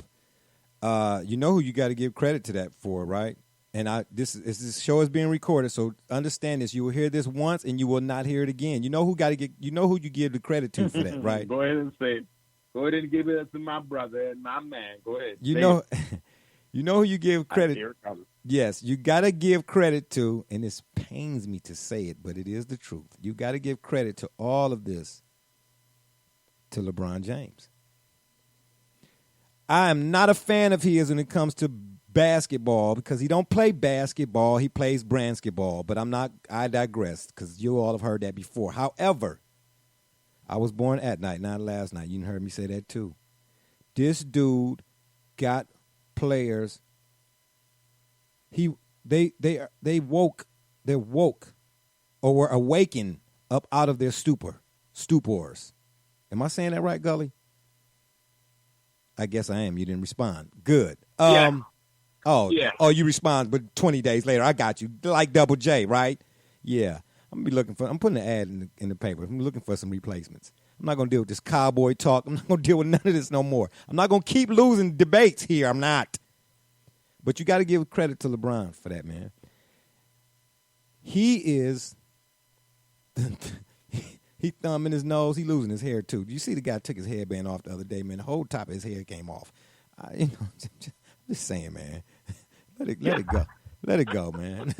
Yeah, I mean, my gosh. Brother Rich, I know you saw that, too. Or was you out walking your Yorkie at the time? You didn't miss nothing. You know what I'm saying? Because your Yorkie got more hair. I did not see it, but I saw the headlights. Yeah. Headlines Yeah. He had a bad lace front. All that money that boy got. But anyway, yeah, I will say it again. You got to give credit to LeBron for how these players are starting to see themselves as entities. Right? Because for a long time, these guys were seeing themselves as, okay, hey, I'm in the NFL. I'm just glad to be here. Let me make some, make a few dollars, make it to the Hall of Fame maybe, and I'm done. But guys are like, wait a minute. Not literally, but figuratively. Man, and just from a layman standpoint, this is why I say not literally, but figuratively, what layman who go to work every day do you know would not prefer filling out a 1099 as opposed to a 1040? Oh, okay. And what this dude did was come along and say, hey, man, you could fill out a 1099. It was like, what? I didn't even know it was such a thing. Then change the game. If you look all across the board, man, in your major sports anyway, you see it. It's like a snowball, like an avalanche. It's rolling downhill, baby. Ain't no how many 7, 8, 9, 12, 13-year deals. I'm being facetious. You don't see them. No, you're not seeing them. You seeing ones with one option. And guess what, man? Folks who own Rocket Mortgage Fieldhouse is salty, and I'm with him on that. See what I'm saying? Double J, man, you already know, man, how many times we done said it, and we keep going, not you and I, but going back and forth with folks about whether guys worth this and worth what not. When we saw Mason Rudolph get laid out, why ain't he worth it? Why? On any given, you could lose your life possibly. Man, look here, man. You are, and I can't think of the word in particular I'm looking for here, but yes, you are your own business. So why shouldn't you operate as such? Or in your best interest as your own entity? Oh, as Brother Rich would say, you are your own brand. Ain't that what you say, Brother Rich? Okay. That's it, sir. Yeah, that's it. That's it. So this dude, listen, I love the underdog. Okay? I don't care what your first name is or your last name is. If the underdog is winning, I'm with you. And any professional athlete that plays a sport and the monies that come from that sport in comparison to those who are signing the checks, you're an underdog. Now, if you work at the post office or General Motors, you're underdog. You get what I'm trying to tell you? Huh? Or maybe you're underdog. But Brian got these dudes understanding that, wait a minute. Yeah. Oh, okay. Yeah. And I know we got enough time. We're gonna try to get through this because we are gonna talk about I think we're gonna throw a little bit out there what we talked about before we actually went on air. So I'll keep this moving. But yeah, at the end of the day, I just want to go around right quick before we move on to our I don't know if the listeners know they need to record this, what you're saying right now. They need to record this. They might never hear this again. No, they're not. Ain't no mic to it. They're not. Okay, so you know me. Usually I'm not redundant. Usually. You know what I'm saying? Unless it's intentionally. And I will not be intentionally redundantizing on that. Gully, you got something you want to say too? Huh? That's what I thought. Well, redundantizing, I'm trying to find it. I've been Googling since you said it, and then Google turned back over a confused face for me. So when I find what redundantizing is, I'm going to agree with you. I tell you what, how about you get on that riding more and put some real gas in it? Anyway, right quick, gentlemen, Brother Rich, we'll come back to you right quick. Yes or no, with a brief explanation as to why. Do you foresee a NFL work stoppage on the horizon? Absolutely, yes. Because there are too many issues. In particular, my issue that I'm going with is guaranteed contract. Got you. Double J, same thing. Is there a work stoppage on the horizon? Should we be preparing for another work stoppage? Or skins, as they call them, coming in play? Scrubs? Scabs? What they call them? I can't remember. But, yeah. You on fire today, though. Good. This is in the best interest of the players to reiterate to the owners that they make the brand. That the league is a player-driven league. Gotcha. Yes, teams have some faithful following, but let's face it. You think of faces of franchises, and not, I'm thrilled to just go to Lambeau Field. No, you want to go see Aaron Rodgers. You want to go see Ezekiel Elliott. The list goes on and on. You're there for that, not just, if the league were to go grab all of the free agents available and throw them out on the field, nobody's going to watch a terrible product. So you know what? Something else comes to mind. The NFL and all these professional entities are somewhat like the guy in the movie Ray, with Ray Charles, who was misappropriating the counting in the funds. And the players are like Ray Charles. But the NFL realized, hey, look, he ain't got the seat to know you cheating me. They done finally woke up. Somebody woke them up. Oh, no, man. No, it's a misappropriation of funds right here. I'm going to need you the same time, man. Same time, I'm going to need you to straighten me out, chief. We ain't going with that no more, man. And Gully, you go ahead and last say on that, man. Are we in for a work stoppage?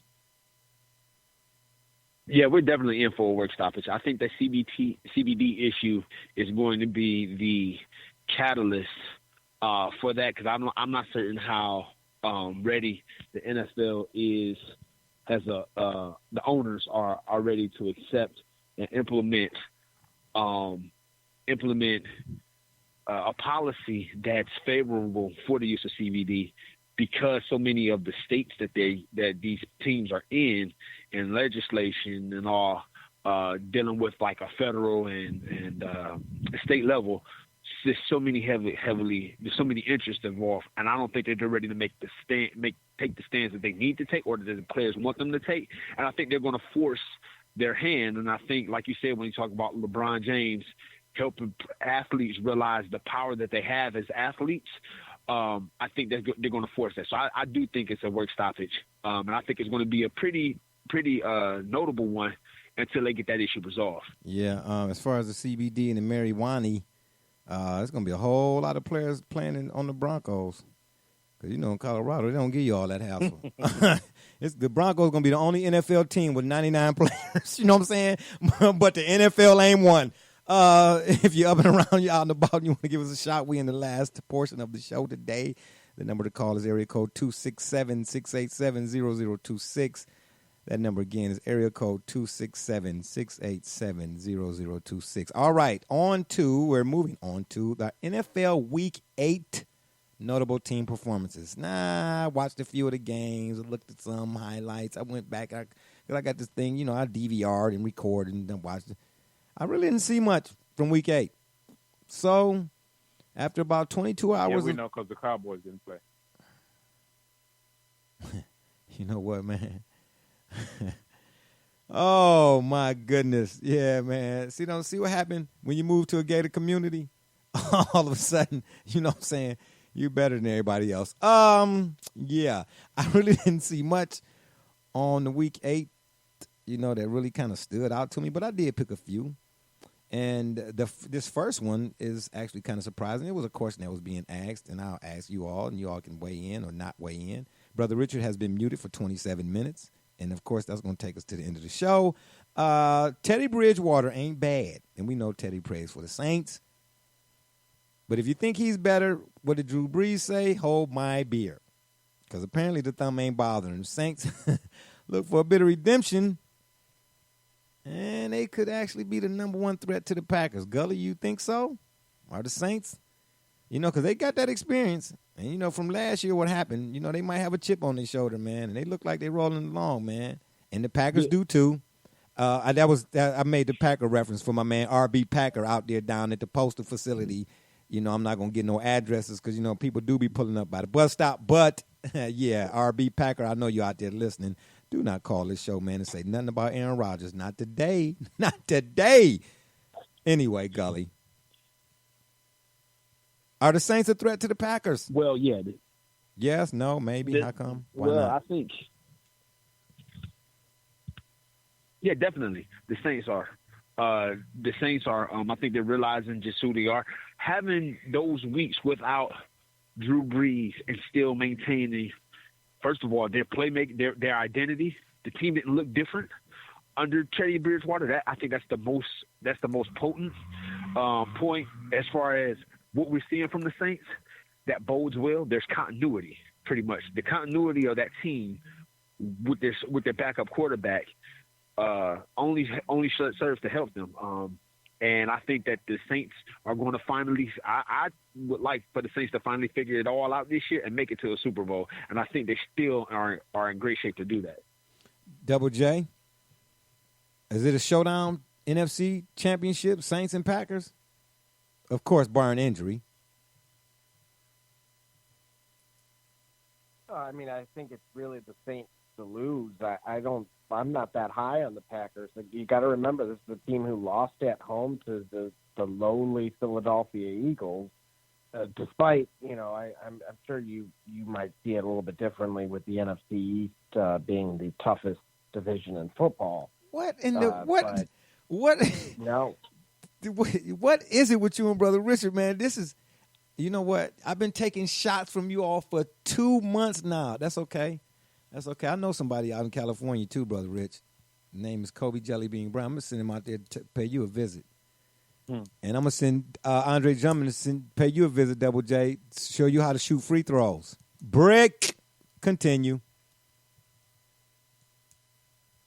But ultimately here, again, Drew Brees, he had a rough day and still threw for over 300 yards. The fact that Bridgewater's been able to thrive in that system, I think in many respects it proved that he was who we thought he could be. But additionally, it reiterated, no different than with Alvin Kamara being out and Latavius Murray, also former Minnesota Viking. Yeah, he looked good the other day, too. Being able to have a lot of success. Yeah. He sure did. He looked real good. I think it's, again, what you preach about this all the time, and I'm going to be in agreement with you, so I'm glad this show's being recorded, too. You might want to listen to this one before you go to bed. You want to run that by me one more again? You in agreement with who? Gully? Brother Rich? You're surely not in agreement with Barbershop Jay. Okay. You start with the offensive line. You start with if you have a great offensive line. Well, I'll tell you what, I'm going to start drinking since you didn't agree with me. I'll drink to that. Sip on some water. My fault. Go ahead, continue. But so yes, ultimately the Saints are flying. This is what happens. We talk a lot about coaching changes. Sean Payton's been there for quite some time. They continue to build through the draft. They're in their free agent acquisitions. They spent more on Teddy Bridgewater at $7 million than they did on just about anybody else that came in. So that tells you something there. The team is operating correctly. Green Bay, again, despite the changes, it's easy to say that they look like the favorite when they're playing a Patrick Mahomes-less team.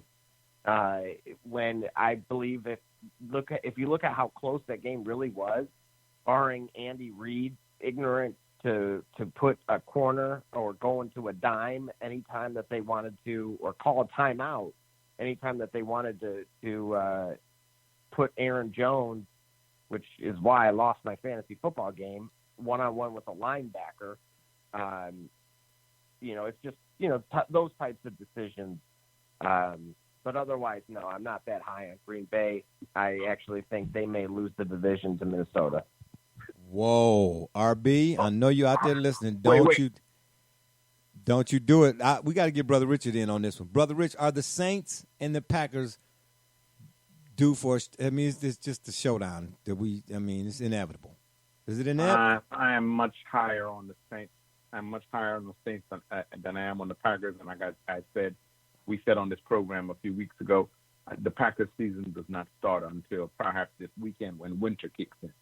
And people start really coming to Lambeau, and we yeah, really but they start play seeing in the how Lambeau. Aaron That's what Rodgers is going to respond. Yeah, but that's their element, though. But again, I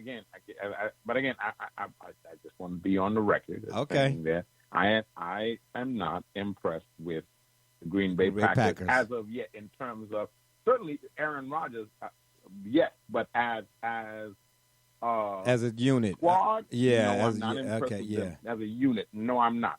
And I know that you want us to say the Cowboys will run away with everything, but, we're not there yet, sir. For somebody that's Browns fans through and through, you can't be pointing at me that I got my Depends are sagging and yours is sagging too. Something else I want to throw out here at you. At the end of the day, Double J, actually, I'm gonna come to you on this one first because it is about the Lions. What is going on with all of this talk about the Lions getting rid of people, man? I hear Slade and Lomas Brown and Barry Sanders and Herman Moore. Y'all just getting in, and Calvin Johnson. Y'all getting rid of everybody. Matthew Staffarino. What's with all of the trade rumors surrounding the Lions? You know what I'm saying? And they got a respectable record. If the Browns had, I know if the lady is a big word, because if the lady across the street from me had a mustache, she'd be somebody's uncle. I get it. But if the Browns this season had the Lions record, you and Brother Rich would have already been on y'all way to the Super Bowl parade. So with that kind of record, we'll just give it a few more weeks. And they'll have a better one. Well, I'm sure, because they play high school teams. Anyway, the level of competition says a lot about who you are. Really, you are. It does. What did Bill Parcells say? Yeah, and the Cowboys been paying world killers. No, they haven't. But Zeke got paid. Oh, okay. Ching, ching. Yeah. What did Bill Parcells say? You are what you thought we weren't. I know. Denny Green. I know. I'm just putting that in there. You know what Parcells said. You are what your record says you are. Terrible. I'm sorry. Was that a little too extra? I'm sorry. Yeah. What's going on with that, Double J? The Lions got a respectable record. Y'all trying to get rid of everybody. The Browns got a disrespectful record, and y'all want to keep, kumbaya. Explain that to me. Then I'll let your homeboy, home slice skillet, Brother Rich weigh in after that. Here's the thing. You got two former Patriots. You have Bob Quinn and you have Matt Patricia. When he said, here's the thing, I knew it was going to be some bull. Look, we really don't need stars in their respective positions to be able to run an offense and or a defense other than specifically the quarterback position. Who said that? Again, Tom Brady, other than Randy Moss, hasn't had. Well, just look at how Belichick has ran his system traditionally. Oh, okay, got you. Again, okay. You got two guys that were products of that, and from the front office or coaching staff. And so, with that being said, that's where the Quandre Diggs move really came from. To my understanding, with the trade deadline being today, so Darius Slay, he didn't play last weekend, and I think that was because they may have given him a heads up that they were shopping him. It was public knowledge within the last 48 hours that he was made available, but they never found a suitable partner, I guess, with what they were looking for. They tried making a move and lowball for Chris Harris from the Broncos. Again, and those are the types of moves that we'll see if they pick up the Aqib Talib, who was traded to the Dolphins. likely going to get bought out, and then he'll hit the free agent market. If the Patriots don't budge on him, you never know. Your Cowboys might, or potentially you may even see a Cleveland or a Detroit. Oh, you can forget about coming to Cleveland. I was in the barbershop earlier, and believe me when I tell you, they can ready to fire they can ready to move the team again. Yeah, you didn't see that coming, did you? And guess where they moving them to? He's enjoying that, Double J. Don't worry about it. Guess where they moving them to? To Dallas? Jerry's World, Dallas? darn Skippy. They said because Floyd Mayweather and Manny Pacquiao did not fight at the time first prescribed, Dallas going to have two teams now. The boys and the bums. I'm just saying. I'll be killing me sometimes. I really do. Woo-wee. Wait till I get this new mixer. I'm going to be all hitting all kind of buttons on all of y'all. That's why I want y'all to just cumulatively pile up all of this mess because it's being recorded now. You see what I'm saying? But guess what? Every dog, and I ain't talking about the ones in the pound, puppy pound, will have his day. So keep on saying what you got to say. And I am not talking to you, Double J. Shh, quiet on the set. I'm making a movie. Brother Rich, are the Lions right now better than the Cowboys? Since you just got to want to throw the Cowboys in. It's a bye week, but y'all can't buy. Are the Lions better than the Cowboys? Well, at the risk of never being invited on the platform again, I would have to say yes. And the risk of offending the host, Wait a minute. And his if cadre of loyal followers. Oh, stop it. Sir? Man, I'm so glad I got my boots on in the house because it's getting thick. I'm just saying, at the risk of offending, I would have to say yes, because the record indicates that they are. Yes, sir. Wait a minute. Double J, if I And we certainly did not anticipate that they were even going to be this relevant. And Who? to have them in this kind of conversation at this You talking about the stage, Lions? Yeah, I think that's fact. I'm pulling up the tape. Absolutely. I'm pulling up the tape. Double J? No. I don't speak for anyone. I said we, meaning when I say we, meaning me and those of us who I'm reporting on the behalf of. Okay. We didn't see that coming. Yeah. Certainly you and Double J, others saw that. Yeah. You're absolutely correct. But Okay. if you go back on the tape, I certainly was among those that no, I did not believe in them. Okay. Yeah. At this point, I must begin to accept them for what they are. And I, Double J, I'm sure you can attest to this. And have I not been a champion in championing for Matt Stafford?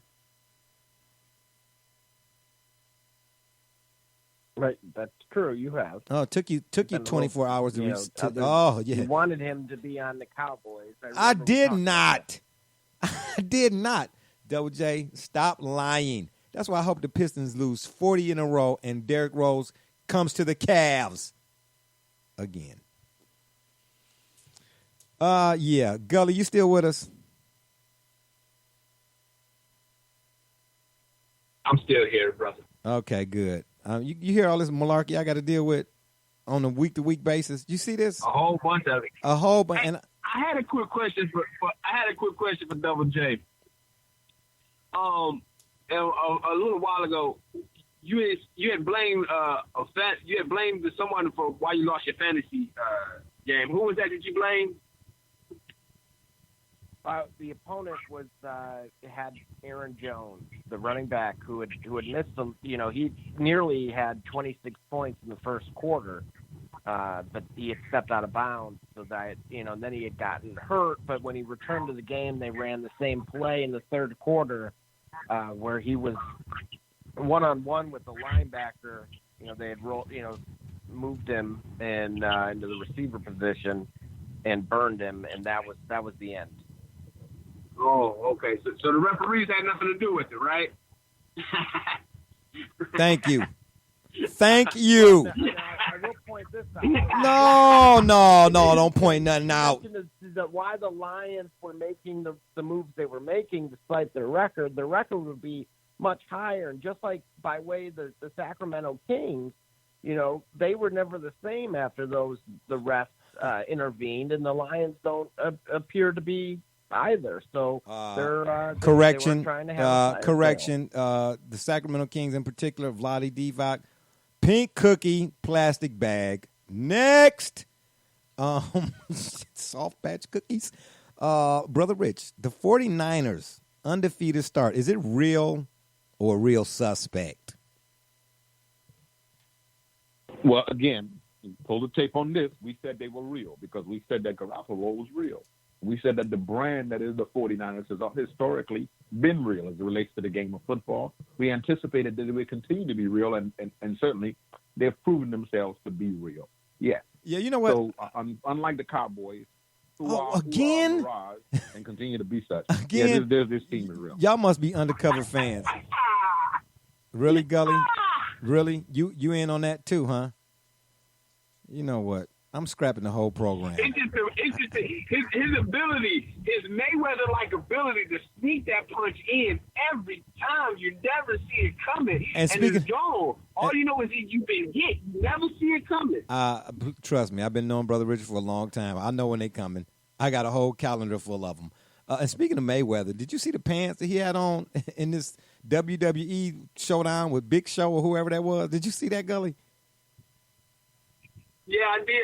I went back to that, man. Yeah. Actually, it's actually one of the better celebrity WWE superstar matches that I've seen in recent memory. Yeah, well, guess what? It's one of the ones I don't ever want to see again. Back to the football news. Okay. Double J. No, Gully, stay right with you. Are the 49ers real or are they real suspect? We had already talked about it. You know, you are what your record says you are. Oh, okay. So here's the thing. Okay, all right. They're undefeated, okay? So if their schedule is soft, they're doing what they should do to soft schedules, right? Exactly. Because guess what? They can't schedule like the Ohio State Buckeyes. I don't know why the booster on the West Coast and the AD on the East Coast, North Coast. I don't know why they don't understand that the non-conference games, they can be scheduled. So they can't schedule. The NFL makes the 49ers schedule, not the athletic director, Gene Double J Smith. Go ahead. Continue. Yeah, so that being said, Gene Smith, you know, he's an alumni from St. Peter Chanel High School. Yeah. I wouldn't claim it if I was you. But go ahead. Mm-hmm. Yeah, with you. Yeah. Man, can't let you do it, man. But the fact is, they remain undefeated. So what they're doing is winning, and even like I say again, even if the schedule's soft, they're doing what they're supposed to do against the teams that they're supposed to do it too. So I think that legitimizes at least that they're a good team, if nothing else. And I don't think we can take anything away from that. Double J, did I ask you already? No, you did not. Darn it. Brother Rich pointed out, we did say they were real. Specifically, I want to point out that the defense, in addition to I was hoping you said yes. I asked you already. Doing what we said he could do. Again, now he got another weapon with Emmanuel Sanders heading over there. Obviously, he already scored in that thrashing of the Carolina Panthers. Defensively, they look incredible. Got you. And last on the menu for today, bad play calling, no accountability, Baker, self-inflicted wounds, and OBJ's presence, question mark, are at the center of why the Browns are, quote unquote, what their record says they are. Now, let me break this down piecemeal somewhat. When I say no accountability and I said Baker, he stood out in particular because I did champion for him when the Browns drafted him. But on a side note, watching the draft at the barbershop, today's cutting style. If you're in the neighborhood, Double J, next time you're in Cleveland, you might want to ask somebody how you get to today's cutting style. You come on up. We have a good time. We barbecue. We do that type of thing. But anyway, we were watching the draft. I'm a strong proponent of John Dorsey. At the time, much stronger than I am now, being honest. I wanted Josh Allen. But when he drafted Baker, I was as surprised as everybody in the shop. And, Brother Rich, you know how we get down in the shop, right? Gully, you know, too. That particular day, the shop was It was wall to wall, man. It was people outside, inside, on the roof. We was wall to wall in there. It was some pretty famous names, and I'm not going to throw nobody's names out there because they was, you know, us doing our thing. But the whole shop went silent. Like, what? No, but I was like, whoa. Incredulous, like, wow. But I said, okay, if John Dorsey is the guy, and I'm thinking John Dorsey based on his resume and his track record, and I found out something today in the shop that I did not know. I'll be the first one to tell you. If I don't know, I'm going to tell you I don't know. I said, okay, let me go back and check this dude's track record. Because I, of course, saw the Ohio State game, the flag planting, and all that old kind of stuff. But you know me. I peeled back the onion, right? I'm like, well, man, this dude, at one point throughout, I just don't see how you lose it. If you know you come from dirt and you come from the gutter, and I ain't saying he came from both of those places, but if you had to work, if you had to earn your way, I mean, you walked on to two different schools, that to me, I'm thinking, well, it did. I mean, you know, it did. That right there, you should be setting the stage for whatever later on down the line. You should have an appreciation for you knowing whatever's coming for your future. You're not going to lose sight of the fact that you had to earn it. Well, it looked like that didn't happen, man. Then I find out in the shop, with Baker, that is. It didn't call him. The fame didn't call him. Like EMC said, one of my favorite rap groups. They say, man, the money worth it, but the fame ain't. Because it just do something to people. Just like on the lower levels, man. I see people that work beside me every day. They get a little supervisor position. All of a sudden, man, they totally different. I don't know what it is. Human nature, I guess. I don't know. But if that's what it do to you, I don't want it. I'm cool where I'm at right now. I got to stay grounded, baby. But I also found out that the reason why, and I don't know why I didn't know this, because everything I looked at, I didn't see it. And I still got to go look at it. Because, you know, I'm going to tell you who told me this, Brother Rick. Twin is the one who told me this. So, you know, sometimes, you know what I'm saying, he be tossing them back, I guess. My bad, T-Win, my bad. He said Dorsey had been fired from Kansas City. That's why he was available. I'm like, what? Where they do that at? So, you know, that whole credibility chart, I've been keeping track, you know, Gully, you know, my credibility chart, like Kawhi Leonard's defensive chart, you know, that thing I've been, you know, messing with for about, 8 or 9 years? I had to burn it. Burnt it. It didn't cost me as much as a LeBron James jersey or whatever other jersey that these folks is out there paying $200, $300 for us, talking about when they get it, it's authentic, and then setting it on fire. I'm not going to do that. But my credibility chart, I had to burn it. Yeah. So now I get all my credibility from Double J and D Gully. I'm still working on Brother Rich, but it's hard to catch up. Get the zip code. The times ain't matching up out there on the West Coast. You know what I'm saying? They just ain't matching up. I'm saying I call Brother Rich. You know what I'm saying? He's like, you know where I'm at, right? I'm in the swimming pool right now, right? You're bothering me. Oh, really? You know what I'm saying? Okay, got you. I'm over here. The house is on fire, God forbid. You know what I'm saying? Yeah. Okay. We'll put some saline on it. But yeah, man. So now that folks just don't. I was under the impression that the guy Dorsey was over here. It was some sort of, they didn't trade for him, I know, but it was some sort of deal worked out. Maybe his tenure was up with time. I didn't go that far into it. That was my fault. I didn't see it, actually. I just didn't see it. That changes things. It does. I mean, I'm a realist first and foremost. It's either true or it's not, right? And right now, it ain't looking good. Well, wait. But why does it change anything? Because listen, his track record. It could have been the fact. It could have been the fact that was Dorsey ever. Wait a minute. If I understand correctly, then Dorsey was available. That means he was there during the time Andy Reid was there in Kansas City, correct? Yeah, towards the latter part. Because at one point, early on with Andy Reid, I think it was Scott Pioli. Right. But it could be very well possible. Look at the way that Andy Reid's teams play versus the way the Browns were constructed to be able to play. It could have just been philosophical. Like, for example, you know, you wouldn't make an NBA analogy. I don't necessarily know that a championship team built by Greg Popovich would look exactly the same as a championship team built by Phil Jackson. You see what I mean? Like, no. They want to go about it a different way. I'm with you on that. But again, let me go back to what I said about what Tony Dungy said in his book, Quiet Strength. If you get a chance, read that too. And I'm just saying, just the principle of it all. He said, when you're building a team, the main nucleus, if you're in that position and you're building a team, he said, because, we as Browns fans or folks in Cleveland, every year for how long, Brother Richard? 272 years, the draft was our Super Bowl, right?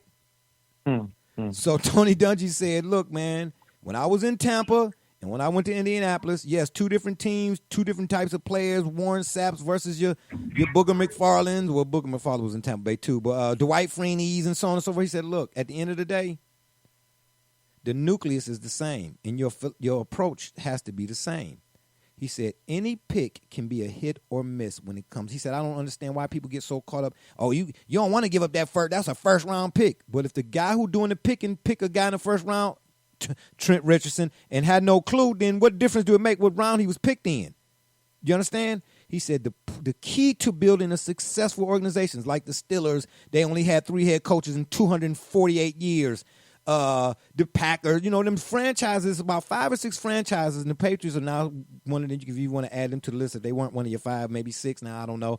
But a few NFL franchises since we've been watching the NFL that are storied franchises that's always seem to be in the conversation regardless of the decade or regardless of that era.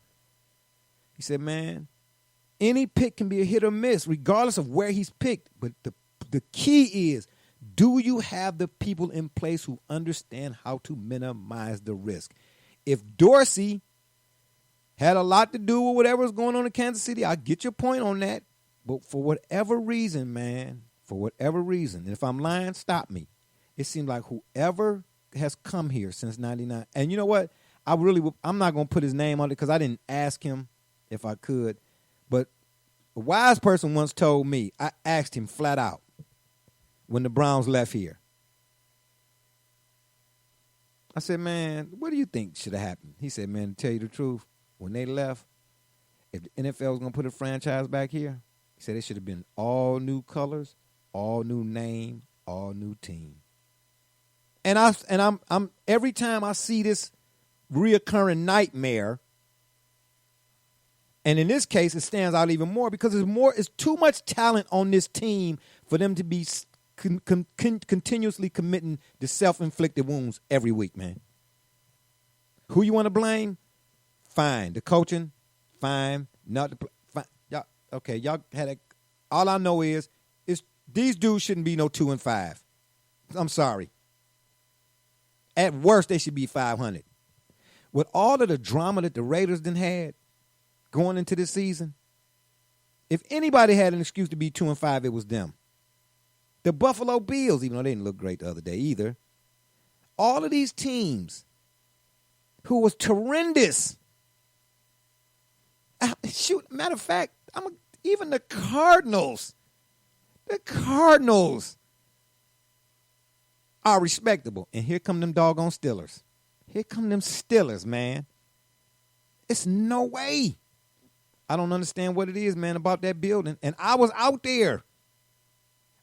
I've been out there, man. I've been going out to the Browns training camp for years now and been up close and personal, given the fact that I've had a few stints here in the media or whatever, you know what I mean? And, went out there with some media folk like I did with some of the players, my dude, Herman. I said, man, I'd never seen what I saw, the activity and the energy. I'd never seen none of that since I've been going. So, of course, I'm like, oh, okay. I'm like, okay. Because it's them little things. Like what Bill Belichick say, do your job.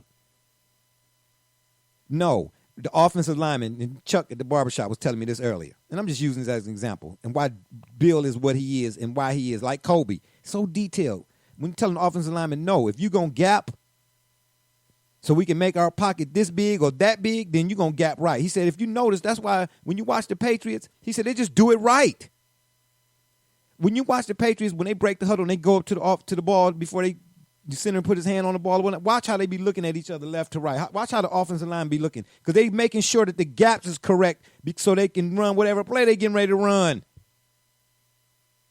Man, there's no excuse, man. Since 99, ain't no excuse for these dudes, man. I know I just took up the last 45 minutes of the show, but I'm just saying, man. I'm just saying, stop me when I'm lying. And this is the last one on the paper. Well, and what I was going to say, what I was going to offer is that what they love about you is what they'll hate. Oh, so wait a minute. What they So come to wait a hate, minute. you know? So that's what it is with the Double J and Brother Rich, the Cowboys thing. Okay, so they love to say the Cowboys because they hate to say. Is that? I'm not using that right? Okay, well, I thought I might try. Continue.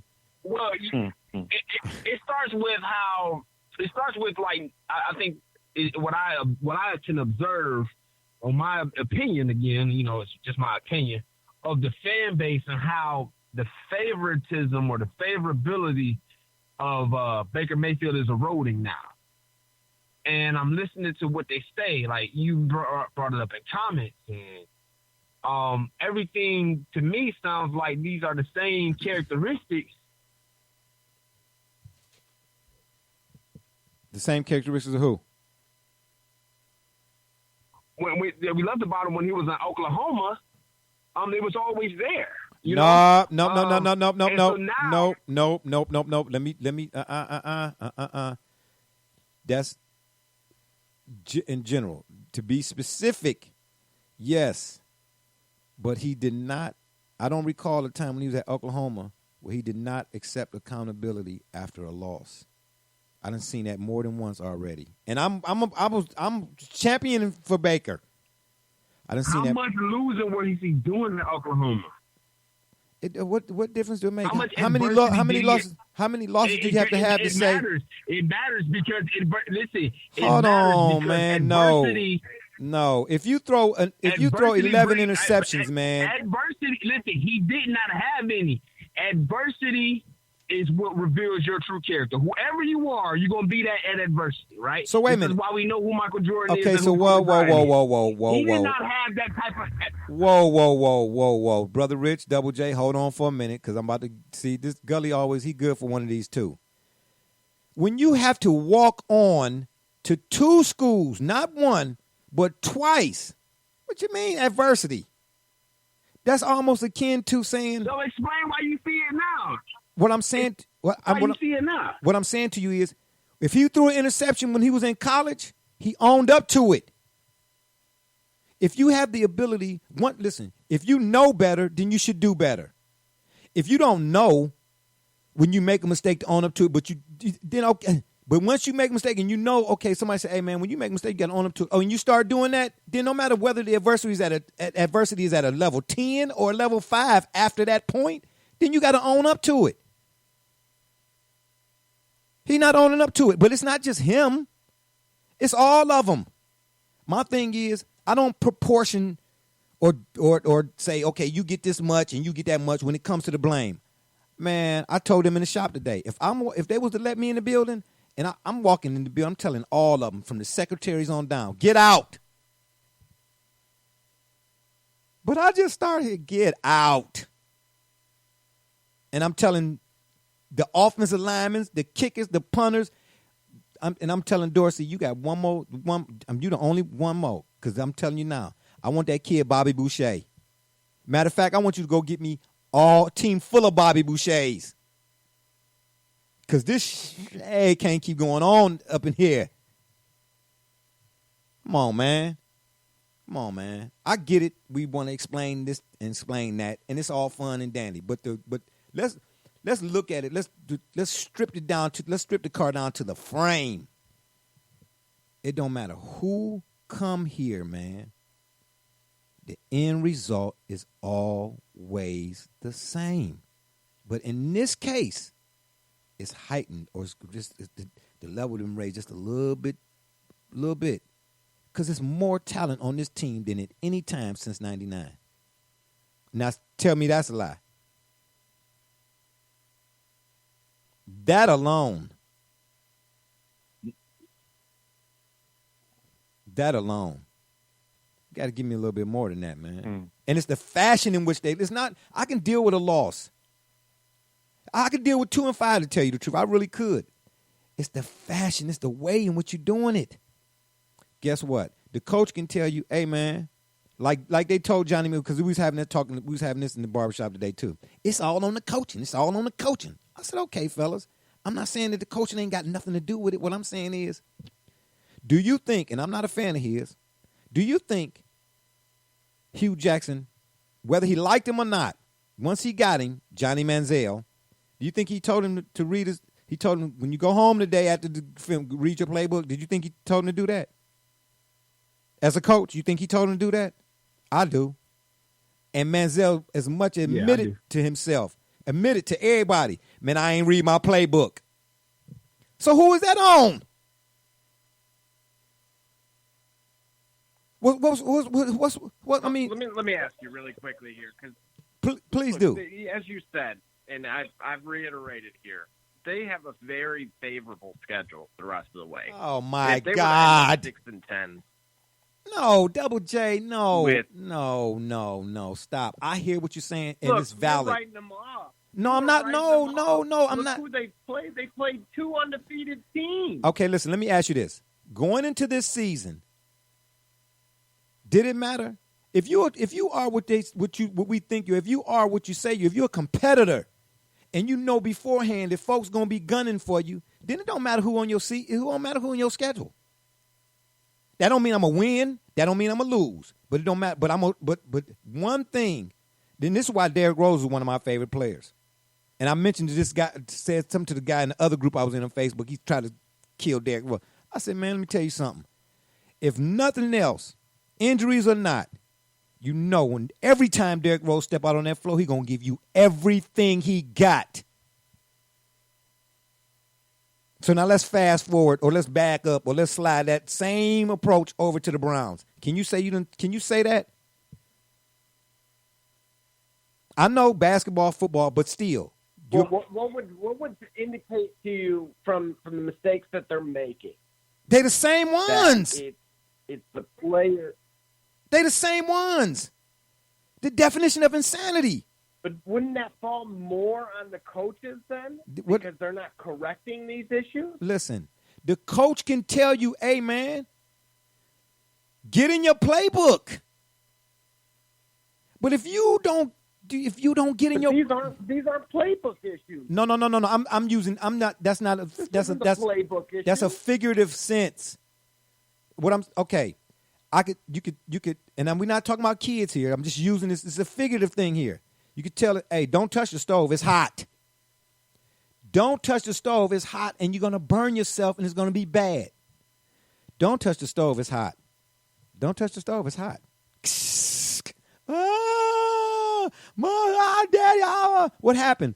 I touched the stove. Oh, okay. Let me see. It ain't extreme. Put some butter on it and get up out of here. I can tell you all.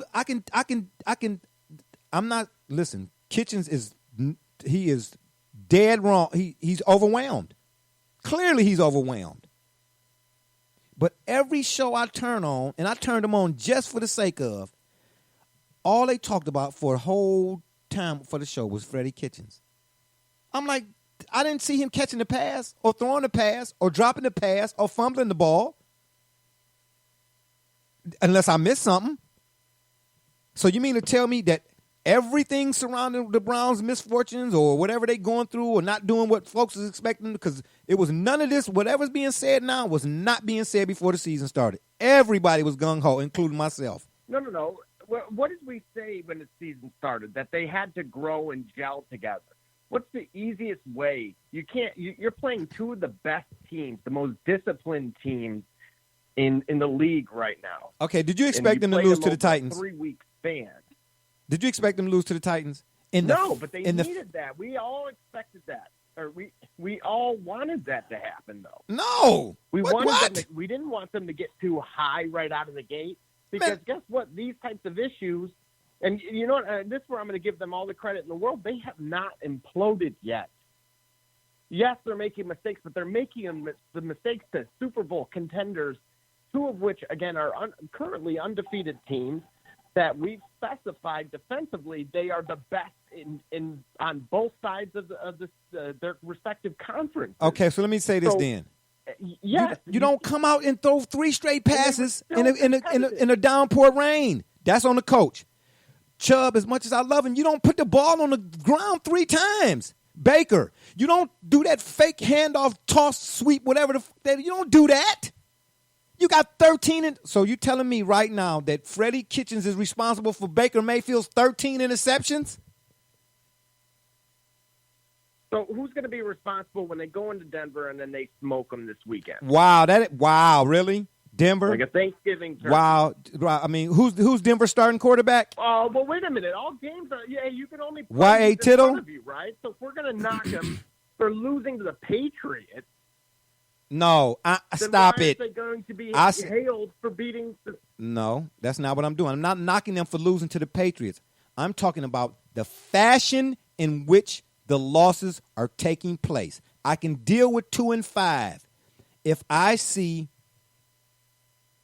non-lackadaisical or after the game, be like, man, so do you think? Because I'm glad. I'm so glad I'm not down there no more. I'm so glad I wasn't in that room asking Baker questions, because I would have asked him.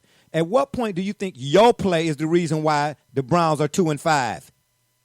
Because if you listen to him in his post game, let's be real now. He act like it ain't no big deal. You can't do that. Every other quarterback. because here, for two reasons. This is why he's handling it the right way, because he's Oh, not letting no. his competitiveness and emotions get the best of him. I get it. He's still saying he cares. He's still taking accountability for some of these mistakes, which is exactly what you want out of your starting quarterback. He's not doing And you that, though, Double understand J. that, guess what? The rest That's of what I'm the trying way- to tell you. He's not taking But accountability. Jay, they're gonna Jay, set can I it ask you a question, Jay? Yeah. Jay, can I ask you a question? Who set this bar this high for this team this year? Listen, that's a specific question. The guy's looking Who in the set mirror. the bar this high? The guy's looking in the mirror. No. Okay, but I'm not a national commentator in the sense of that we did not set the national bar for this team. And I say that to say this: those of us who are Browns fans who support this team, we, as Double J rightly said, we anticipated that this was a year wherein which they were going to have their bumps and bruises, they were going to have to pay their dues. It's taken. They're definitely taken some bruises and some shots we didn't see. We anticipate they could have taken it better, but nevertheless, none of what's happening as it relates to a team that was put upon to perform at almost Super Bowl levels, none of this is surprising to people who understand. They hadn't won anything yet. They hadn't gotten to a stage yet where you can say they've earned the right to talk and be a certain way. That's why when you pull the tape on what we talked about with the Browns, some of us said this is good that they lost to Tennessee like that, and they've been taking these bumps and bruises because we believe this is what builds championship mettle. Yeah, but believe this is before they builds lost you to the Titans, I could pull that tape too. That's what I'm gonna do for the next show. I'm gonna play the tapes before. Listen, whatever's being said now was not being said before the season. I will pull the tape, and it don't have to be a national pundit. What I'm saying, no. What is being said now? By whom? I'm still saying the Browns. I'm still saying dog pound. I'm still saying I'm not saying that because they have started slow and this. It's not. I didn't think they were going to win on Sunday. They're playing the New England Patriots. I want to see a good game. I didn't think they were going to win that necessarily. Every game that was one of Belichick's worst coaching. Browns were going to be. That was one of Belichick's worst coaching games. But again, nevertheless, you're talking about a novice coach against perhaps Jay. Come on, man. Facts, you know what? Deal with no. We're dealing with facts. No, because the fact is David beat Goliath. David beat Goliath. That's a fact. That's a fact too. Yeah. Man, come on, man. David beat Goliath because he had God. David beat Goliath because he had God backing him. He was being guided and instructed. That's I know. I'm I gonna beat Goliath. A lot of people stepped up to fight Goliath before, and then if they didn't have a peculiar backing, they stood no chance.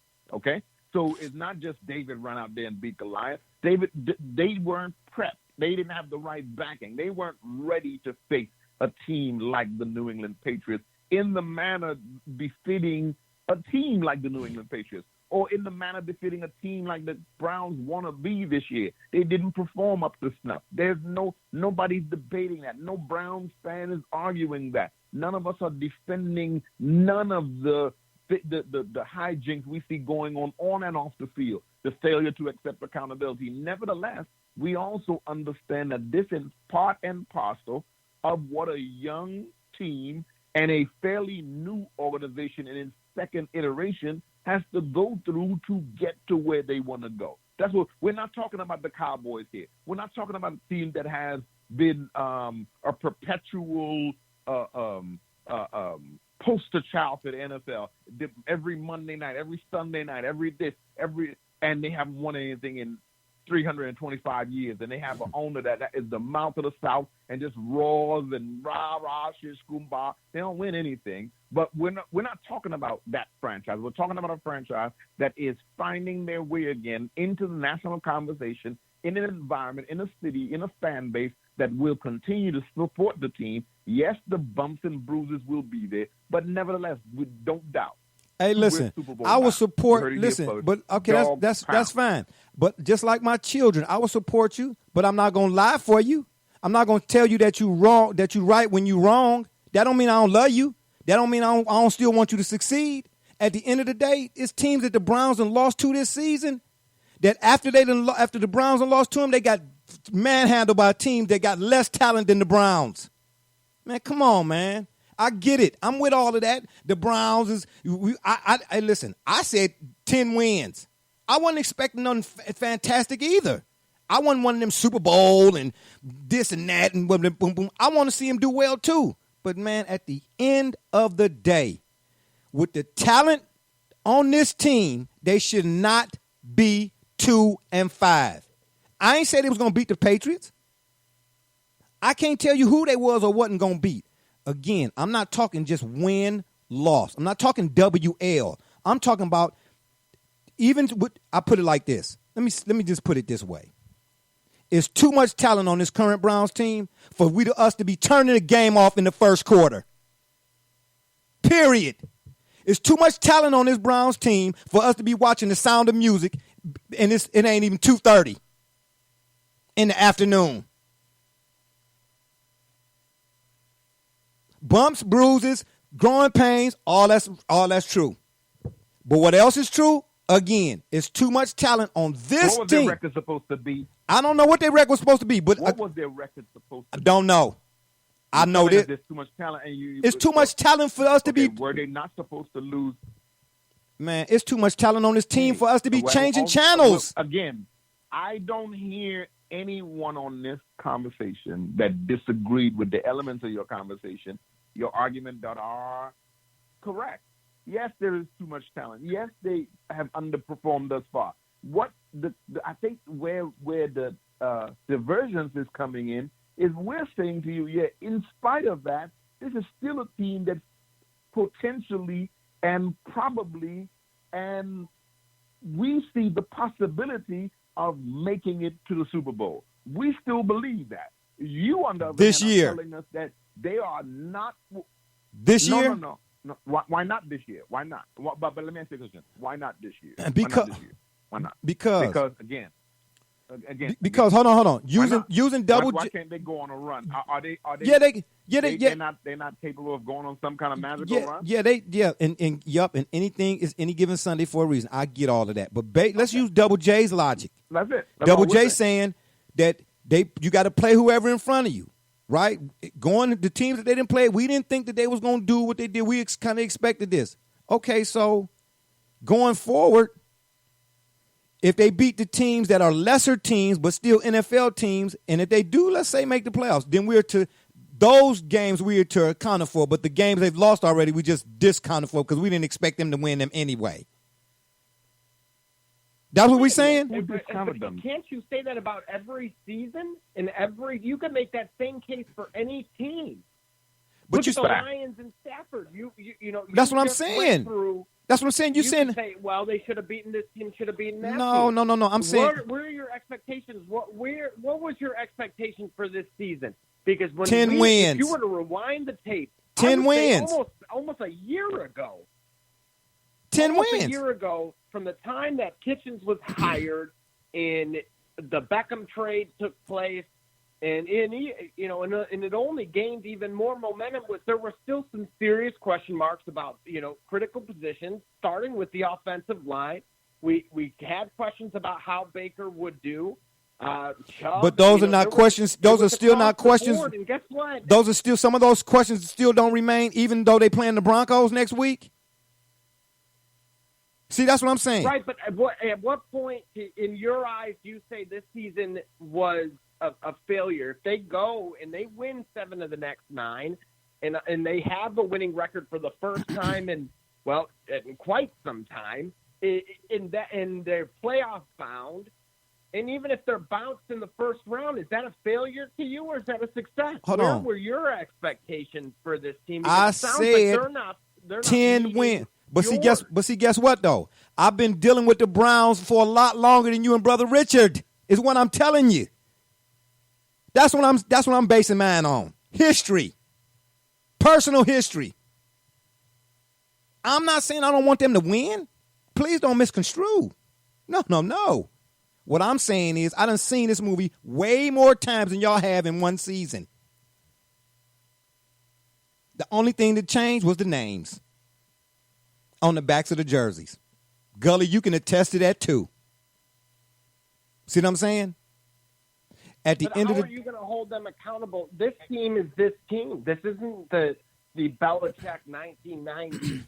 And Cleveland Browns. Okay, listen. This isn't Modell it's not. But if you any of that. But if you're doing the same things that the other teams have been doing since I've been watching you since 1978, 77 or whatever it is, if you're doing the same things, yeah, those teams are different too.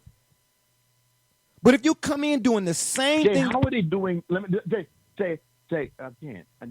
You sound like you have somebody that's been a Browns fan since I was 9, since I was 5. Jay? Okay, let me ask you. But that's what it sounds like, because how are they doing the same thing? What is the same thing you're talking about? What is the same thing? The same thing in terms of poor tackling, making move, the same things. Poor game management. Listen, like I said, everybody in the building gets the blame. First of all, number one, Gully, I know you're still with me. I appreciate you. Everybody in the building gets the blame. It's me. I don't separate my blame. I'm blaming it's even across the board because we all play a part in this, right? When everything going good, everybody say it starts at the top. There's great culture and organization.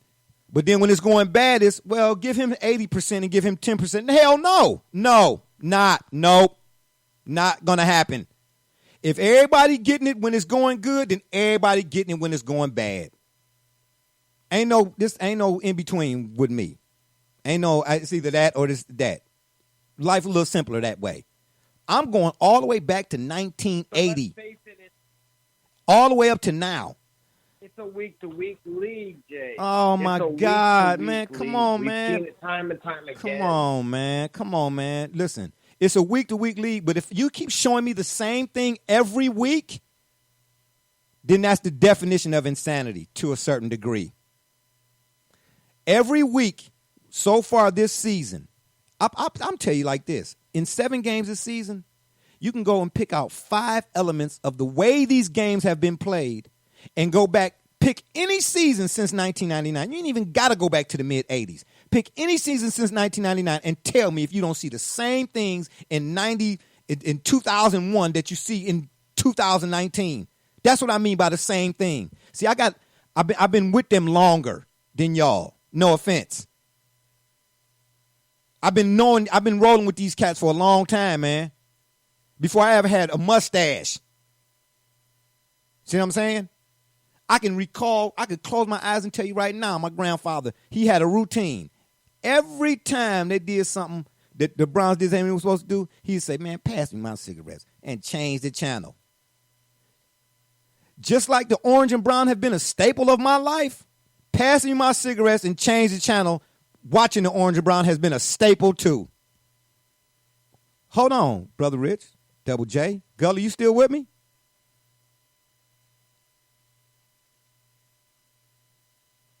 Maybe not. You not there, Gully? Maybe not. Sean, I got him still here on the line. But it's all to the good. I'm not saying I don't want them to be successful. I want them to be successful. But what I see when I watch them, did I expect them to beat the Patriots? No.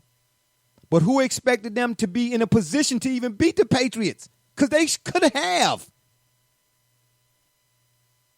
They could have.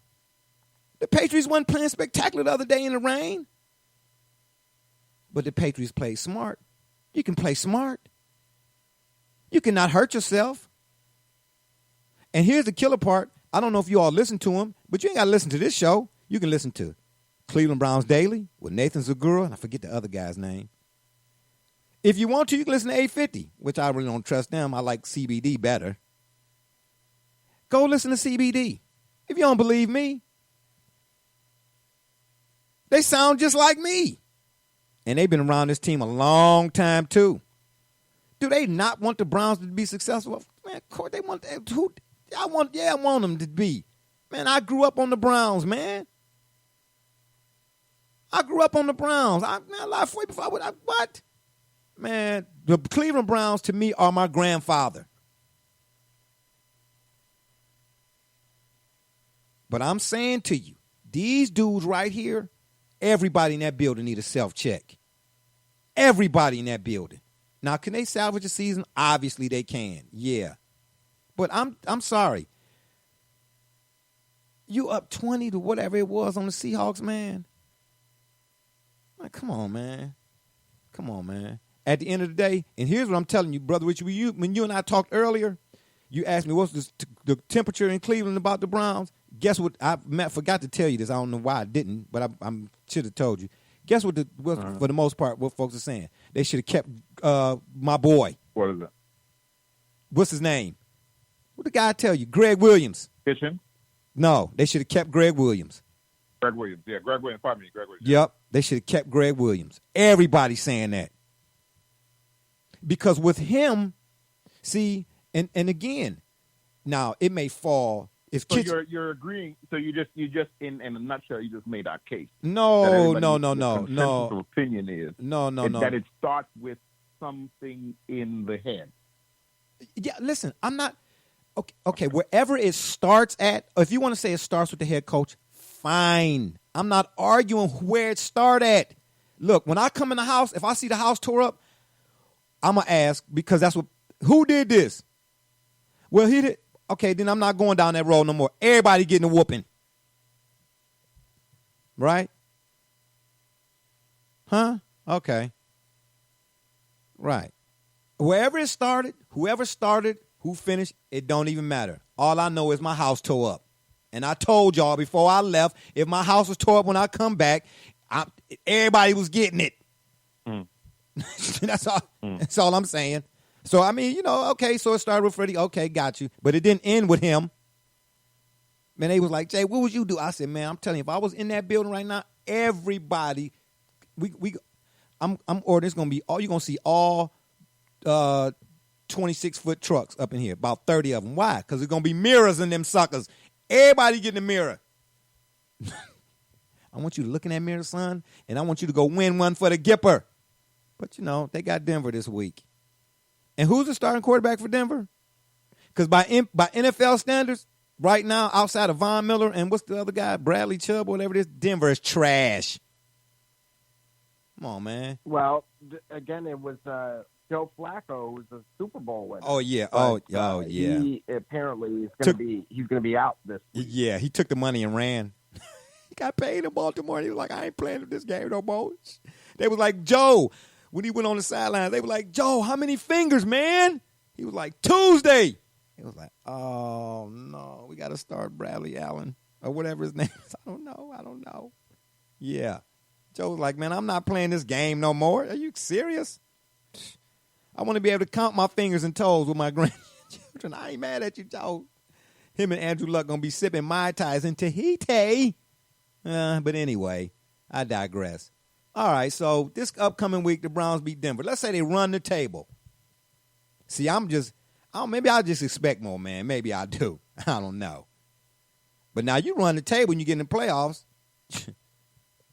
I ain't expecting no one and done. Huh? Oh, now your expectations change? No. I said if you run the table and get in the playoffs, I ain't just like I had on for this season. I'm gonna tell you what my expectations were. See, I don't put my expectations in a numerical fashion, but I did for sake of humor. Not on this show because folks at the job was like, man, how many they got to in Cleveland they got Browns calendars everywhere, brother Rich. You know that, right? With the game schedule. Man, come on, Jay, you going first. How many you think they gonna win? I put down 10, but my expectations be let the other guy in front of you know, win or lose, that he gonna be in it all day, every day. And I just don't see that with them. Not right now. And I'm gonna call them out on it. I don't care from the park to the parquet and all points in between. The whole idea is whether you lose the fight, win the fight, let folks who into that, let them talk about that. But the idea at the end of the day is that you fought. You're going to get into a scrap with a guy, and you got to get home, and he in between you and the house, and you're going to punch yourself in the eye twice? Man, come on, man. I'm talking strictly from a competitive standpoint only. I don't know analytics like some people. That ain't my thing. I don't know all of the particulars. That ain't my thing. But I do know what's in that chest cavity. Man, it's no way in the world, man, that these dudes right now, this is no way, man, that Ashton Kutcher look like he out there again. No way. No way. Did I expect them to beat the Patriots? No, I didn't. Did I expect them to beat the 49ers? Maybe. Did I expect them to beat the Titans? Yes. At home? Man, listen, Brother Rich, you was on the show with me 4 years ago, was it? And one of the things we talked about then that we still talking about now, they can't win a home game. What difference do it make who it is that show up in your building? You at the house. And then on top of that, even if you lose at the house, man, you better make him, he better not never want to play again. Come on, man. Come on, man. You're shooting yourself in the foot. Is that on Freddie? Yeah, well, ill prepared. But at some point, and I'm not saying that Baker and OBJ ain't saying none, I'm not making no comparisons at all to the particular player and so on and so forth. I'm just saying in the approach. If you're a professional, there is an approach. When Kobe Bryant missed 2 free throws that cost the Lakers a game, they showed pictures of him. He was the only one in the arena besides the people sweeping up the floor. And guess what he was doing? Shooting free throws. See what I'm saying? Because as an individual, you got to say, man, it's no way in the world you're going to punk me again.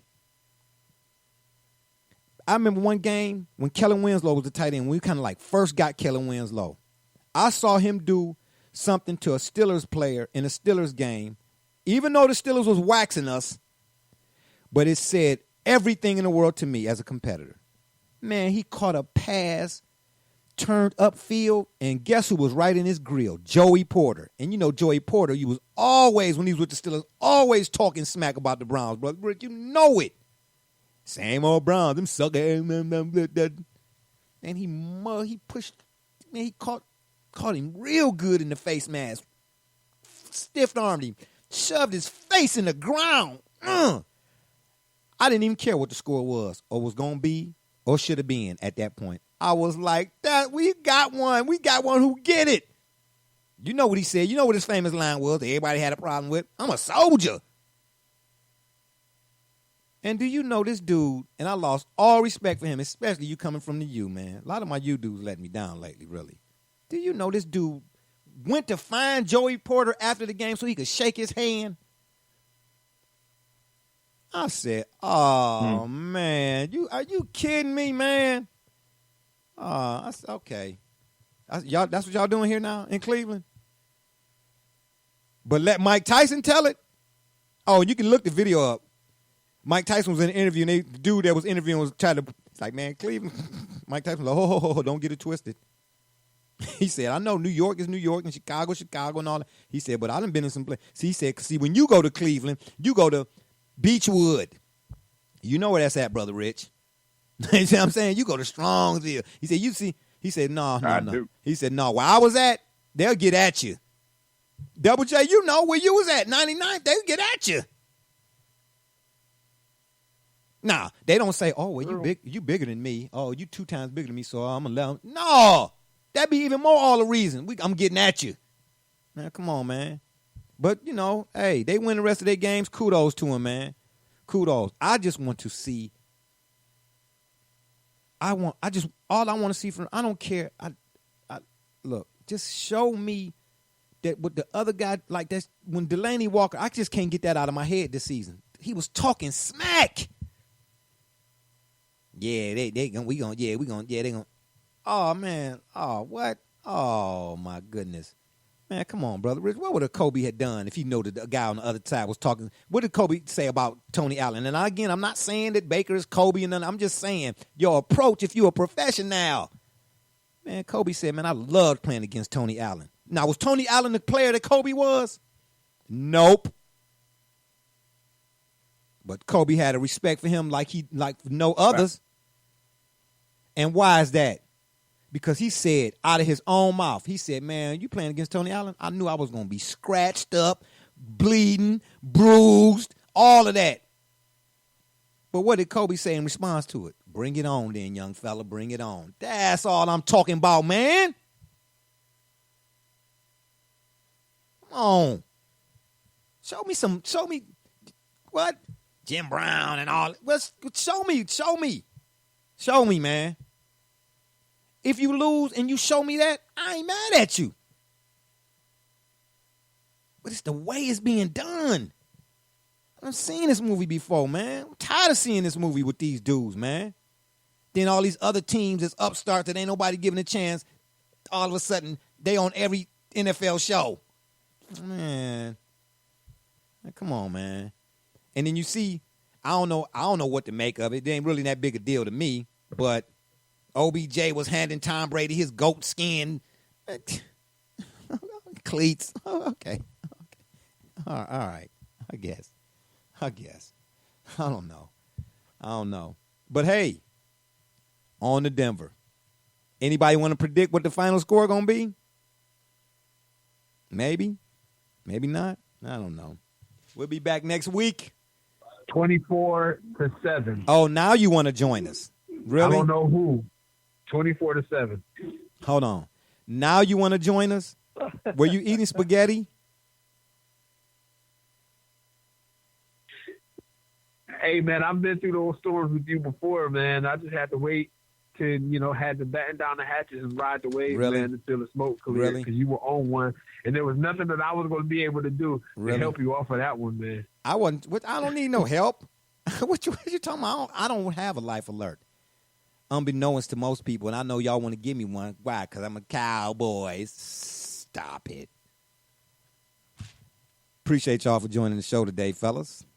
I know we was a little long in the tooth, but I pretty much enjoyed this one. We'll be back next week, of course, for Brother Rich and Double J to talk about me and being a Cowboys fan, right? Every week, this is what it's going to be to the rest of the season. Bring on March Madness. And on that note, who's laughing? Who's laughing? Really? You going to laugh? And on that note, it's been fun, but we got to run. We appreciate y'all for listening. Don't forget to check us out right here on the Spreaker.com network. You go to the Spreaker, of course, and go to the search box and you type in the Shop Report, or you can check us out on our Facebook fan page, Twitter, Google Podcasts. We finally got that together, as I said last week. Apple Podcasts, Spotify. And then give us a follow or subscribe. Oh, and by the way, we got a YouTube channel, too.